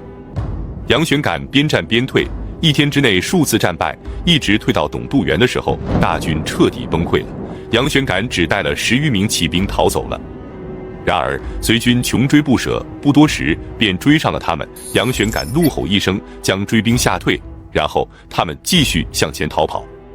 当他们逃到嘉卢树，即今天卢氏县西边的时候，只剩下了杨玄感和他的弟弟杨基善2人了。杨玄感知道大势已去，便对弟弟说：“我必将难逃一死，但不能让人杀汝，你能杀了我吗？”杨基善只能无奈地抽刀砍死了杨玄感。然后他准备自杀了事，结果自杀未遂，被后面的追兵擒获，与杨玄感的首级一起被送到了隋炀帝的行宫。隋炀帝对杨玄感恨之入骨，下令在洛阳城里将他分尸示众，暴尸3天后，又将他的尸体切成小块，然后放火焚烧。杨玄感的同党也全被斩杀，杨氏家族遭受了灭族之灾，只有杨素的孙子杨台幸存了下来。李密则在兵败之后逃入了潼关，但还是被隋军给逮捕了。此时隋炀帝已经走到了高阳县，因此他们要被送往高阳受罚。李密便对同伙说：“如果我们被送到高阳，一定会被剁成肉酱，所以必须想办法逃走。”于是众人便将大量的金银财宝拿出，对押送他们的官员说：“我们死了之后，希望你能用这些钱财将我们安葬，剩下的就全当报答你的恩情了。”押送的官员被金钱迷惑，便答应了他们的请求，对他们的防备也就逐渐松懈了下来。李密便天天请他们喝酒吃肉，每天晚上都大鱼大肉，通宵达旦，一直走到邯郸的时候，李密等人才找准时机挖穿墙壁后逃走了。那么李密是如何到达瓦岗寨并成为瓦岗寨首领的呢？我们下期接着讲述。隋炀帝巡游北方的时候，为何会被突厥人围困于雁门关？后来他又是如何脱离险境的？在此期间，李世民采用了怎样的计谋，迫使突厥人主动解围而去？本期视频，我们就一起走进隋炀帝3征高句丽及李世民献计救杨广。隋炀帝第2次征伐高句丽的时候，负责都运粮草的杨玄感反叛，致使他只能被迫撤军，全力围剿杨玄感，只用了2个月便平息了杨玄感的叛乱。4年，他就再次下诏，准备第3次征伐高句丽，并且命令天下之兵前往涿郡集结。然而，由于天下已经大乱，被征召的士兵纷纷逃亡，即使他下令斩杀了众多逃兵，但依然无法阻止士兵逃亡。7月，隋炀帝率军到达怀远镇，可他发现征召的士兵大多没有按期到达。尽管如此，来护儿仍然在毕奢城，即今天大连市金州区击败了一支高句丽的大军，并准备向平壤进军。高句丽的国王高元得知后非常害怕，连忙派遣使者向隋炀帝请降。隋炀帝非常高兴，立即派人让来护儿率军返回，但来护儿认为此时正是攻打高句丽的绝佳时机，因此他不肯奉诏，继续率军向平壤挺进。然而由于其他将领接到诏书后都准备退兵，来护儿无奈只能率军返回。8月，隋炀帝从怀远镇撤军，第3次征伐高句丽就此结束。回到京城后，他征召高原入朝，可高原不肯前来。隋炀帝非常气愤，准备第4次征伐高句丽，但最终未能成行。615年，隋炀帝准备北巡长城，震慑突厥人。此时，突厥的首领是史毕可汗，他经过数年的经营，使突厥逐渐强盛，并对大隋王朝构成了威胁。因此，大臣裴举便给隋炀帝献计，建议将宗室之女嫁给可汗的弟弟赤吉摄，并拜其为南面可汗，以分化和瓦解史毕可汗的实力。但由于赤吉摄不敢接受册封而作罢。史毕可汗得知此事后，便对隋朝产生了怨恨的情绪。史毕可汗有一个谋臣，名叫石蜀胡熙，非常善于谋略，并负责掌管与隋朝的贸易事宜。裴举为了将其除掉，秘密约他前往马邑，即今天的山西省朔州市，商谈互市之事。石蜀胡熙到达后，立即被裴举的伏兵斩杀。然后，隋炀帝派遣使者告诉史毕可汗说，石蜀胡熙背叛可汗，准备投奔于我，我已经帮你将他给处死了。史毕可汗得知后非常气愤，此后再也不肯入朝进贡了。因此，隋炀帝此次巡游北方，目的是想以强大的军威震慑突厥。然而，当他率军到达雁门关外的时候，史毕可汗不但没有被威慑住，而且准备亲率10万精骑主动突袭隋炀帝的车驾。史毕可汗的可贺敦、义成公主得知后，连忙派人给隋炀帝报信。可贺敦是突厥人对可汗妻子的称呼。599年，启明可汗的原配安义公主病逝，于是他上书隋朝，请求再娶一位隋朝的公主为可贺敦。隋朝的大臣们经过筛选，宗室之女杨氏脱颖而出，于是她被授予义成公主的封号，奉命远嫁突厥，成为了启明可汗的可贺敦。启明可汗病逝后，他的儿子史毕可汗继位。按照突厥的风俗，他除了继承父亲的可汗之位，还继承了父亲的可贺敦。于是，义成公主便嫁给了自己的继子史毕可汗。之后，她又陆续嫁给史毕可汗的弟弟楚罗可汗和协力可汗。义成公主得知史毕可汗准备突袭隋炀帝后，连忙派人前去报信。隋炀帝大为惊慌，连忙率军退回雁门关，并让自己的次子杨澜率领后军进驻郭县，即今天山西省原平市的郭阳镇，导致史毕可汗出兵后未能追上隋炀帝的车驾。于是他便率军攻城略地，仅用了数天，他就攻占了雁门郡41座城池中的39座，只有雁门和郭县还在隋军的手里。此时雁门的守军只有 1.7 万人，粮草仅够20天之用，隋朝的将士们非常恐惧，他们只能将民房拆除，用作守城的材料。接着，史毕可汗率领大军猛攻雁门，雁门随时都有沦陷的可能，敌军的箭矢都已经射到隋炀帝的脚下了。隋炀帝惊恐万分，抱着自己的小儿子杨镐，哭泣着说道：“天要亡我呀！”这时，宇文述给隋炀帝献计，他让皇帝带着数千名轻骑突围而去。但苏威表示反对，他说：“如果守城，我们还有余力，而轻骑则是敌人的长项，怎能让皇帝轻举妄动呢？”樊子盖也附和着说道：“陛下如果冒险突围，万一陷入困境，将后悔莫及，不如依托城池挫败敌人的锐气，同时征召四方的军队前来支援。只要陛下亲自安抚士兵，告诉他们不再征伐高句丽，并且给予丰厚的奖赏，士兵定会奋勇争先，何愁不能退兵呢？”萧雨则补充说：“按照突厥的风俗，可贺敦能预先知道突厥的军事部署，因此应该立即派遣使者请求义成公主的帮助。另外，将士们心存顾虑，担心陛下解除突厥之围后又要攻打高句丽，只要陛下能明确地告诉将士不再攻打高句丽，专心对付突厥，则众心皆安，大家便会竭力而战。”隋炀帝无奈，只能亲自巡视大军，并向将士们保证不再征伐高句丽，还用高官厚禄激励将士，使隋军的士气大增，将士们便开始奋勇抵抗。虽然死伤惨重，但总算是保住了雁门，致使突厥久攻不下。接着，隋炀帝一边派人去请求义成公主的帮助，一边诏令各郡县发兵救驾。16岁的李世民得知后，连忙投奔屯卫将军云定兴，并对云定兴说：“我们应该携带大量的旗鼓，用以设置疑兵。”史毕可汗之所以敢包围皇帝，必定认为隋朝在仓促之间无法调集大军救援，只要我们虚张声势，让军旗连绵数十里，夜晚的时候让筝声和鼓声互相呼应，突厥人必定认为救兵已到。只有这样，他们才会放弃攻城，要不然敌众我寡的情况下，即使我们全军出击，也未必能够取胜。云定兴听后深以为然，便采纳了李世民的建议，将大军驻扎在郭县，然后开始布置疑兵，不但旌旗连绵数十里，而且故意造成尘土飞扬、征鼓齐鸣的假象。突厥的侦察兵看到后，连忙回报史毕可汗，说隋朝支援的大军已经到达。与此同时，义成公主也派人给史毕可汗说，北方的边境告急。史毕可汗见隋朝的援军已至，自己的后方又不太平，于是只能解围而去。突厥兵偃旗息鼓之后，隋炀帝才派人前去侦察，发现山谷中已空无一人。于是隋炀帝立即派遣2000名骑兵追击到马邑的时候，俘虏了突厥的老弱病残2000余人。接着他派兵收复了雁门各郡，总算是挽回了一点颜面。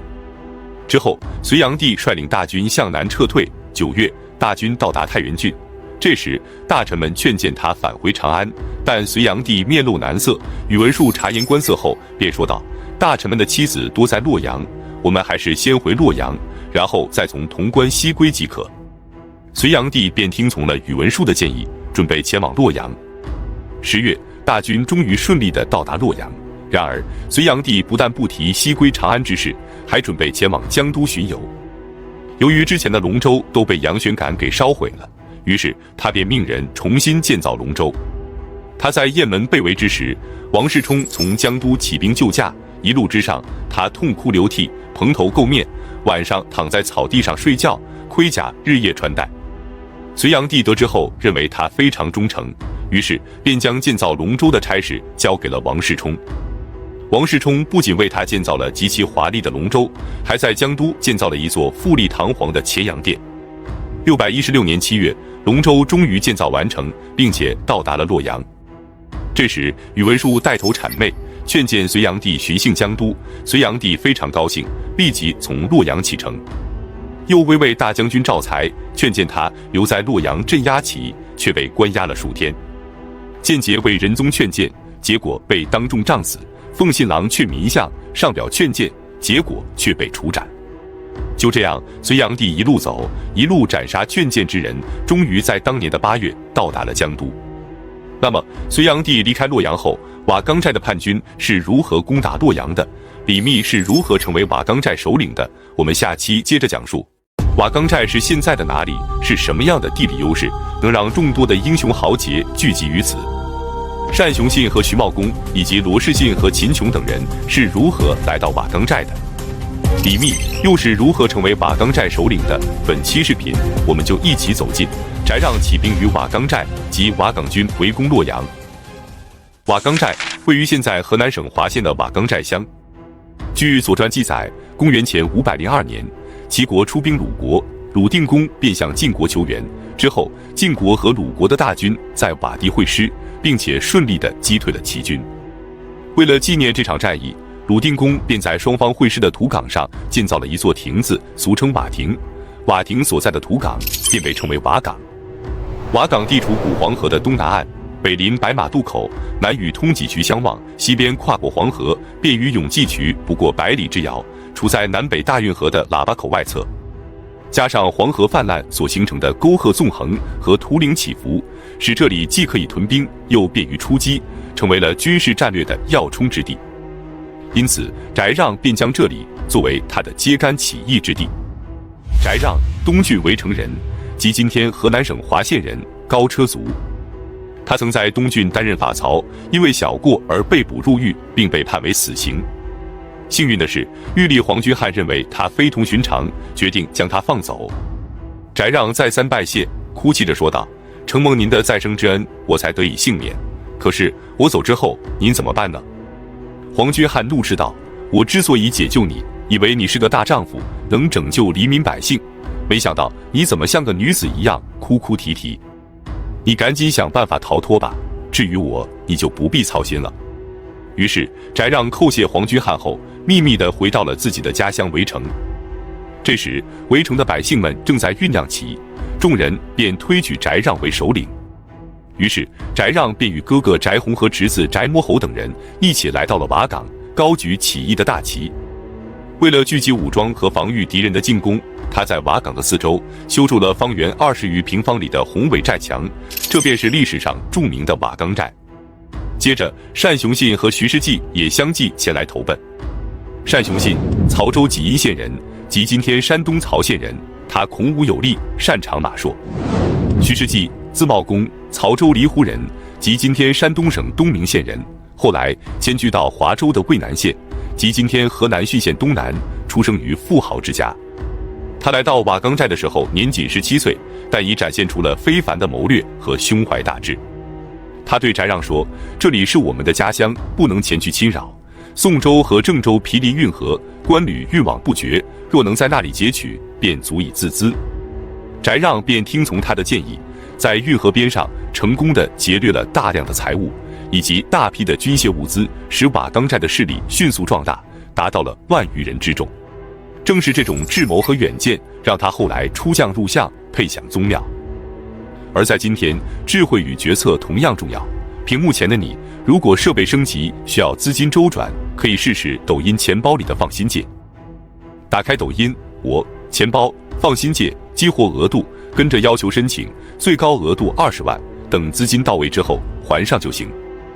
再来看李密，李密从邯郸逃走后，前往平原郡，投奔了叛军头目郝孝德，但郝孝德对他爱答不理，李密便自行离开，前往了淮阳郡。在这里，他隐姓埋名，招收学生讲学，闷闷不乐地过了几个月后，写下了一首五言诗《淮阳感怀》，结果被人告发。淮阳太守连忙派人前去抓捕，李密只能再次逃走，向北而去。途中，他得知自己的学生王伯当聚众起义，便前去投靠。另外，外黄县的王当仁、围城县的周文举、雍丘县的李公义等人也聚集人马，成为了盗贼。李密便在各位首领之间往来穿梭，向他们游说夺取天下的策略，但无人听从。过了许久，有谶言说杨氏将灭，李氏将兴。李密刚好姓李，而且多次化险为夷，众人便认为谶言中所指之人定是李密，因此便逐渐开始敬重于他。李密经过观察，发现众多首领中翟让的势力最为强大，于是他经过王伯当的介绍，前去拜见翟让。可翟让觉得李密是跟随杨玄感叛乱的朝廷重犯，担心接收他会引来朝廷的重兵围剿，所以左右为难。部下则怂恿他杀掉李密，于是他便将李密关押在军营之外。李密无奈，只能通过王伯当给翟让献计。他说，现在皇帝昏庸，百姓怨恨，攻打高句丽用光了精锐，和突厥也断绝了友好关系。现在皇帝巡游江南，凭你的雄才大略和精兵强将，只要夺取了洛阳和长安，就能像刘邦和项羽一样夺取天下。翟让听后对李密大为敬重，立即将其释放。接着他派遣李密去游说周边的小股武装，经过李密的努力，众多小股武装纷纷前来投靠，使瓦岗寨的实力愈发的强大。但是人马多了之后，新的问题出现了，那就是粮草供应不足，仅靠截取漕运已经无法维持军需了。于是李密便对翟让说，我们现在的人马很多，但粮草不足，长此以往定会人困马乏，等隋朝大军到达后，用不了几天我们就会失败，不如直接夺取荥阳，占领洛口仓。翟让听从李密的建议，率军向荥阳进发。荥阳是中原的战略要地，向东是一片平原，向西是虎牢关，虎牢关以西便是隋朝最大的粮仓洛口仓。瓦岗军势如破竹，很快便攻占荥阳郡的诸多县城，准备进逼荥阳城。荥阳太守杨庆面对瓦岗军无计可施，隋炀帝只能任命张须陀为荥阳通守，率领万余精锐前去讨伐。翟让曾被张须陀打败过，所以得知张须陀前来，大为恐惧，准备远远地躲避着他。可李密却说，张须陀虽然骁勇，但没有谋略，而且他的队伍刚打了几次胜仗，骄兵必败。于是他让翟让率领主力与张须陀正面接战，然后假装战败向北逃走，他自己则率领1000余精兵埋伏在荥阳西北的大海寺附近。张须陀果然上当，率军追击到大海寺以北的树林时，李密的伏兵四起，隋军顿时陷入重围。张须陀为了解救被瓦岗军包围的部下，数次冲入包围圈，最后力竭而死。张须陀战败后，隋军昼夜嚎哭，数日不止。张须陀的部下则由据守虎牢关的裴仁基接收，包括他的部将罗士信和秦琼。罗士信，齐州历城人，即今天济南市历城区人，《隋唐演义》等小说中罗成的原型。他14岁便成为了张须陀军中的一员战将，因为击败王勃和孟让等起义军而闻名，颇受张须陀的器重。秦琼，字叔宝，齐州历城人，和罗士信同级，民间过年时所贴的门神之一便是他。起先他在来护儿的帐下任职，后来转入张须陀的军中，四处讨伐义军。张须陀战败后，瓦岗军便顺利地攻取了洛口仓。洛口仓是隋朝最大的粮仓，仓城20多里，城内3000个大窖，每个窖里都储藏着8000担的粮食。随后，翟让开仓放粮，饥饿的农民便从四面八方涌来，路上的行人络绎不绝，多达几十万之众。身处洛阳的越王杨栋立即派遣刘长恭率领25000人前往镇压，结果隋军大败，死伤了10之5六。刘长恭本人仓皇逃回洛阳，瓦岗军得到了大量的辎重器甲，力量再次壮大。经过这几次战役，李密在瓦岗军中声威大振，翟让自知不如李密，便决定让位给他，于是李密便成为了瓦岗军的首领。瓦岗军攻打洛口仓的时候，裴仁基误期未到，此时刘长恭也战败了，他便准备将所有军用物资全都赏赐给将士们，以便激励将士作战，但遭到了监军萧怀敬的反对。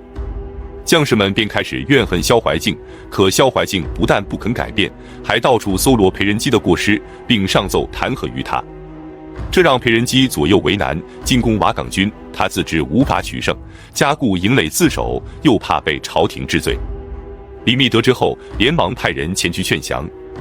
在贾润甫的建议下，裴仁基决定斩杀萧怀敬，然后率领部众向瓦岗军投降。与他一起投降的还有罗士信和秦琼。接着，长白山的孟让率领人马前来归附，巩县的长史和侍御史则献出城池投降。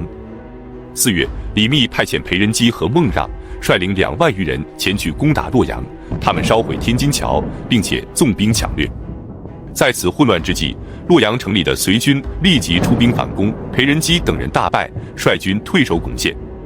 接着，李密亲自率领3万大军前去攻打洛阳，隋军则派出7万大军前往洛阳老城抵抗，结果隋军战败而逃。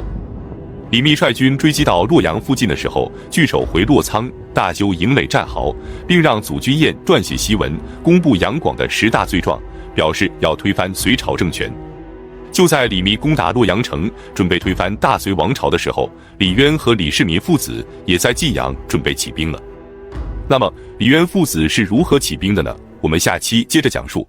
李渊作为大唐王朝的奠基者，是如何从一名7岁丧父的幼童，逐渐成长为太原道安抚大使，并以此为起点，开创一代王朝的。作为大隋王朝的皇亲国戚，他深受隋朝2代皇帝的恩宠，却为何毅然决然地走上了反叛之路？本期视频，我们就一起走进李渊的成长史及晋阳起兵的详细过程。李渊出身于北周的关陇贵族家庭，其祖父李虎曾是西魏的8柱国之一，北周建立后被追封为唐国公。父亲李炳是北周的柱国大将军，承袭了父亲唐国公的爵位，并迎娶了独孤信的女儿为妻，生下了李渊。李渊的外祖父独孤信更是外戚界的传奇人物，他的长女嫁给了北周的皇帝宇文毓，成为了北周的皇后。4女儿则嫁给了李渊的父亲李炳，唐朝建立后被追封为元贞皇后。7女儿独孤伽罗嫁给了隋文帝杨坚，成为了隋朝的皇后。于是独孤氏便成为了3个朝代的外戚，历史上实属罕见。因此李渊的出身非常显赫，独孤皇后是他的妻姨，比他小3岁的隋炀帝杨广是他的表弟。然而李渊幼年丧父，7岁的时候父亲李炳就病逝了，李渊便承袭了父亲唐国公的爵位，妻姨独孤皇后对他非常的关照。581年，杨坚代周称帝，隋朝建立。16岁的李渊被任命为牵牛背申，成为了皇帝的禁卫武官。之后，他又陆续担任过谯州和齐州以及陇州的刺史，逐渐在隋朝官场崭露头角。隋炀帝即位后，李渊的官职更是不断升迁，从荥阳和楼烦太守到殿内少监，再到卫尉少卿，逐渐从文官转向了武职。隋炀帝第2次征伐高句丽的时候，李渊在怀远镇负责督运粮草，结果杨玄感反叛，隋炀帝只能率军返回。杨玄感的叛乱平息后，李渊奉命前去镇守弘化郡，兼之官右诸军事。在此期间，他广交天下豪杰，但遭到了隋炀帝的猜疑。有一次，隋炀帝巡游的时候，让李渊前往自己的行宫，结果李渊因为生病没能去成，隋炀帝便问李渊的外甥女王氏说：“你舅舅怎么迟迟不来呢？”王氏回答说：“听说我舅舅生病了，所以没法前来。”结果隋炀帝却问他说：“是病得要死了吗？”李渊得知这个消息后非常恐惧，从此之后，他便开始低调行事，并且故意饮酒放纵，收受贿赂，用自污的方式以求自保。615年，隋炀帝巡幸位于今天山西宁武县西南管存山上的汾阳宫时，任命李渊为山西河东卫府大使，命其剿灭活跃于山西和河东的起义军。李渊率军到达龙门，即今天山西省河津市时，遭遇了吴端的叛军，双方便在霍邑，即今天山西霍州市展开了激战。最终，叛军被斩杀了10000余人，俘虏了6万多，首领吴端战死。至此，吴端的起义军被彻底瓦解，李渊被升任为右校尉将军。616年，突厥侵犯边塞，隋炀帝命令李渊和马邑的郡守王仁恭共同抵御，但是由于他们的兵马太少，李渊便选出善于骑射的士兵2000人，让他们吃住骑射，都仿效突厥，适应他们的生活和作战方式，采用机动作战的形式，伺机袭击突厥的大军，前后屡次获胜，使突厥人对李渊颇为忌惮。之后，李渊被升任为太原道安抚大使，拥有升迁和废除郡内文武官员、征伐河东兵马的特权。7月，隋炀帝南下江都，任命李渊为太原留守，同时任命王威和高君雅为副留守，让他们监视李渊。此时，大隋王朝遍地狼烟，各地的义军如火如荼，特别是翟让和李密领导的瓦岗军已经开始图谋东都洛阳了。因此，副使夏侯端便劝他早做打算。李渊深以为然，对次子李世民说：“我身为唐国公，太原就是唐的所在地，可谓是天赐良机。但是骊山妃不除，突厥不和，我们是无法经邦济事的。”骊山妃是由魏刀和王须拔在河北易县领导的起义军。于是，李渊率军前往雀蜀谷，即今天山西介休市西南，击败了骊山妃在太原以南的部将真翟，稳定了山西的局势。接着便是稳定突厥了。不久之后，突厥的史毕可汗率军来犯，李渊便派遣副留守高君雅和马邑太守王仁恭前去抵御，结果大败而归。隋炀帝得知后非常气愤，下令逮捕李渊，并斩杀王仁恭。李世民便趁机劝告父亲说：“我们应该随时做好起兵的准备。”然而过了几天，隋炀帝却另派使者赦免了李渊和王仁恭，于是李渊便没有立即起兵，而是继续做着起兵的准备。他在镇压义军的过程中，不断地招降纳叛，以扩充自己的实力。同时，派遣长子李建成前往河东结交英豪俊杰，次子李世民则在晋阳结交豪杰，网罗各种人才。晋阳县令刘文静觉得李渊有四方之志，便竭力结交，并与李世民暗中谋划起兵的事宜。李世民想将实情告诉李渊，但他担心李渊不听，于是他就找到晋阳宫的副监裴寂商议。裴寂便挑选了几名晋阳宫的宫女，让他们趁李渊醉酒之后陪他过夜。李渊醒后大惊，裴寂便将李世民的谋划告诉了李渊，并对他说：“我让宫女侍奉你，必定会遭遇诛杀。可当今天下大乱，若守小节，难免一死；若举一兵，必能成事。你意下如何呢？”李渊假装大怒，表示要将李世民治罪，但随后他却说：“我儿既已定计，那就这样办吧。”然而就在这时，马邑的阴阳校尉刘武周却突然发动了兵变。由于马邑遭遇饥荒，百姓积馁不堪，而王仁恭由于没有朝廷的命令，不敢擅自开仓放粮，引起了官员和百姓的不满。刘武周便率领数十名党羽冲入府衙，斩杀了王仁恭，自任太守，并开仓放粮，得到了当地官民的支持。为了立稳脚跟，他派遣使者表示要依附于突厥的史毕可汗。雁门郡的郡丞陈孝义和虎贲将王之辩得知后，立即率军征讨刘武周，并将他围困于桑前镇，即今天山西山阴县以南。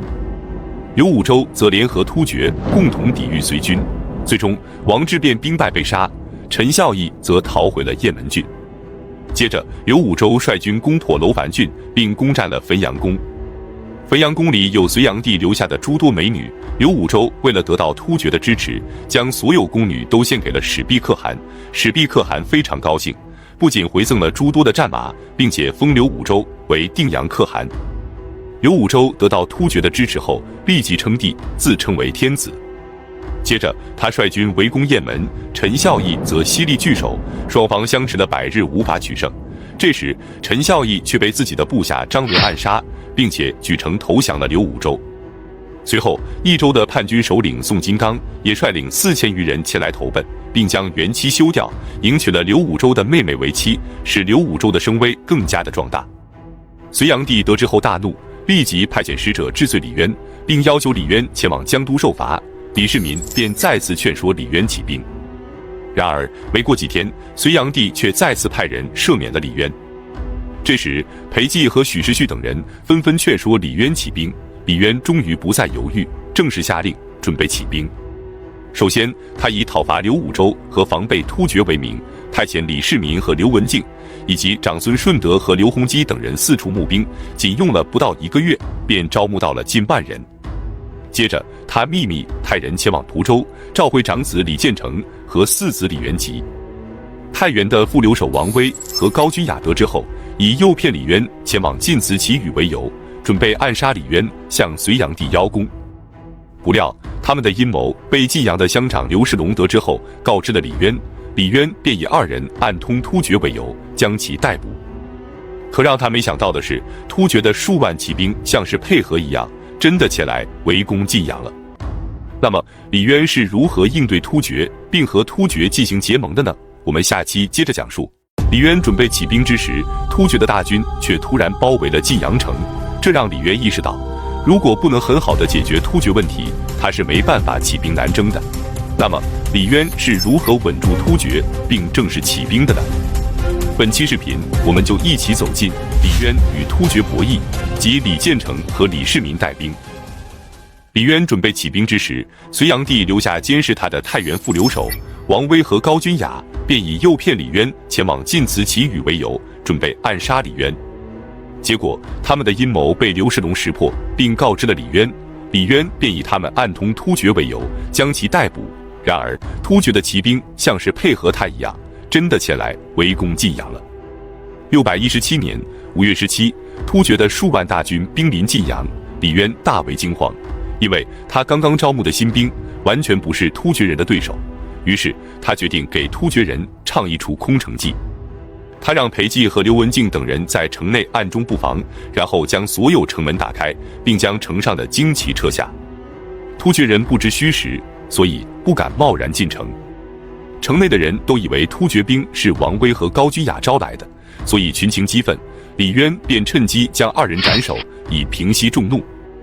接着，他让部将王康达率领1000余人前往北门迎战，结果主将王康达战死，士卒逃回者只有数百人，城内军民人心惶惶。当天夜里，李渊让大军悄悄出城，第2天凌晨，在大张旗鼓的进城，做出大批援军到达的假象。突厥人疑惑不解，逗留了2天后，在城外大肆劫掠一番，便扬长而去了。尽管突厥人撤兵了，但是李渊清楚地知道，如果不能稳住突厥，他率军离开晋阳后，突厥必将联合刘武周再次进犯晋阳，到时候南北夹击之下，后果将不堪设想。刘文静便给李渊献计，建议他暂时向突厥妥协，以此来结交突厥。于是李渊便给史毕可汗写了一封亲笔信，言辞极为悲屈。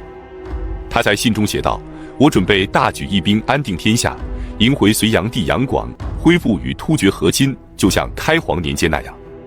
如果你和我一同南下，希望你不要欺扰百姓；如果你只想和亲，那你可以坐收财物，至于哪种方案，请你自己选择。”史毕可汗看后，对他的属下说：“隋炀帝的为人，我很清楚，如果让他回来，必定会加害李渊，并且向我进攻。”于是他回信说：“如果李渊能够自称天子，我必将不畏酷暑，出兵支援。”李渊收到回信后，将领们非常高兴，纷纷请求李渊称帝，但李渊不肯接受。裴寂和刘文静劝他说：“我们可以不要突厥的援军，但不能失去他们的战马。如果拖延下去，恐怕他们会反悔啊。”但李渊不肯过早地与隋朝决裂，背负乱臣贼子的骂名，同时他还想为自己争取更多的政治空间，因此坚决不肯称帝。最后，他采用了裴寂等人的建议，尊隋炀帝为太上皇，立隋炀帝的孙子杨佑为皇帝，以安定隋王室为名，传习各郡县。同时，他既不用突厥的白色旗，也不用隋朝的红色旗，而是采用红白掺杂的颜色作为旗帜。接着，他派遣刘文静前往突厥谈判，周边的郡县纷纷前来归附，只有西河郡不肯归附。于是，李渊便派遣李建成和李世民率兵前去征讨。由于士兵都是新进招募的，没有作战经验，李建成和李世民便与士兵们同吃同睡。他们规定，道路两旁的瓜果蔬菜如果没有买就不准吃，可还是有士兵偷吃。李建成和李世民得知后，立刻找来物主赔偿，同时也没有责备偷窃者，导致士兵和百姓都心悦诚服。大军到达西河城下时，西河郡的郡城高德儒必城据守，于是两军开始激战。6月初5，西河城被顺利攻破，高德儒被俘，并将其斩杀，其余的官员则既往不咎。他们积极地抚慰官民，让其各负其业，然后率军返回了晋阳，往返只用了9天，便拿下了西河郡。李渊高兴地说道：“如果以此用兵，横行天下也未尝不可呀。”于是他立即做出了入关的计划。首先，他设置大将军府，自任大将军，统领全军，任命裴寂为长史，刘文静为司马。接着，所有招募的士兵都通称为义士，分为左三军和右三军。其中，长子李建成被封为陇西公左领军大都督，率领左三军；次子李世民被封为敦煌公右领军大都督，率领右三军；女婿柴绍则被任命为右领军府长史。四子李元吉被任命为太原郡守，留守晋阳，全权负责后方的事宜。7月初5，李渊率领3万大军，打着志在遵随的旗号从晋阳出发，并向各郡县发布檄文，沿着汾河古道南下河东。7月初8，大军到达西河郡，在这里，他慰劳官吏和百姓，赈济贫民，并给豪强俊杰授予官职。仅1天之内，就任命了1000余名官员。7月14，大军到达贾湖堡，并在这里驻军。贾湖堡位于今天山西省灵石县西南，距离霍邑只有50余里。此时，代王阳佑已经派遣虎牙郎将宋老生率领2万精兵到达了霍邑，左武侯大将军屈突通则率领数万大军驻扎在河东郡，以抵御李渊入关。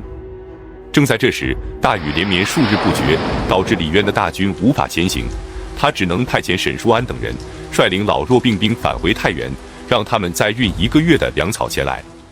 7月17，刘文静到达突厥，并拜见了始毕可汗。他与可汗约定，如果突厥派兵支援，大军到达长安后，土地和百姓归属李渊，金玉绫罗则全归突厥。始毕可汗大喜，立即派遣康孝立押送1000匹战马前来和李渊交易，并答应出兵支援李渊。至于支援的人数，由李渊自己决定。李渊恭敬地接待了康孝立，并赠送给他大量的财物。但是关于战马，他只肯购买500匹。将领们非常不解，以为李渊的钱不够，纷纷拿出自己的钱，请求李渊买下其余的战马。可李渊却说，胡人的马多，但他们贪财，如果我们这次全都买下，他们就会源源不断地送来，到时候恐怕我们就买不起了。我之所以少买，是想向他们表明，我们并不是急需他们的战马。再者说，我怎么能让你们花钱购买战马呢？接着，他让刘文静再次前往突厥，催促突厥出兵。他私下对刘文静说，胡骑进入中原是黎民百姓的大害。我之所以要突厥人发兵，是担心刘武周勾结突厥，成为边境的祸患，所以让他们出兵数百就足够了，太多了没有用处。接着，他给李密写信，准备招抚李密。李密则给李渊回信说，我和你虽然家支派系不同，但同是李姓，根系是相同的。我自认为势单力薄，但被天下的英雄共推为盟主，希望我们互相扶持，同心协力，完成在咸阳抓住秦子婴，在牧野灭掉商心这样的大业。接着，他让李渊亲自率领数千人前往河内郡，2人当面缔结盟约。李渊看后笑着说道，李密妄自尊大，不是书信就能招来的，我们准备进兵关中，如果现在与他断绝来往，便是树了一个敌人，不如用阿谀奉承之语吹捧他，使其心智骄横，让他替我挡住成高之道，牵制东都之兵，我就可以专心的西征了。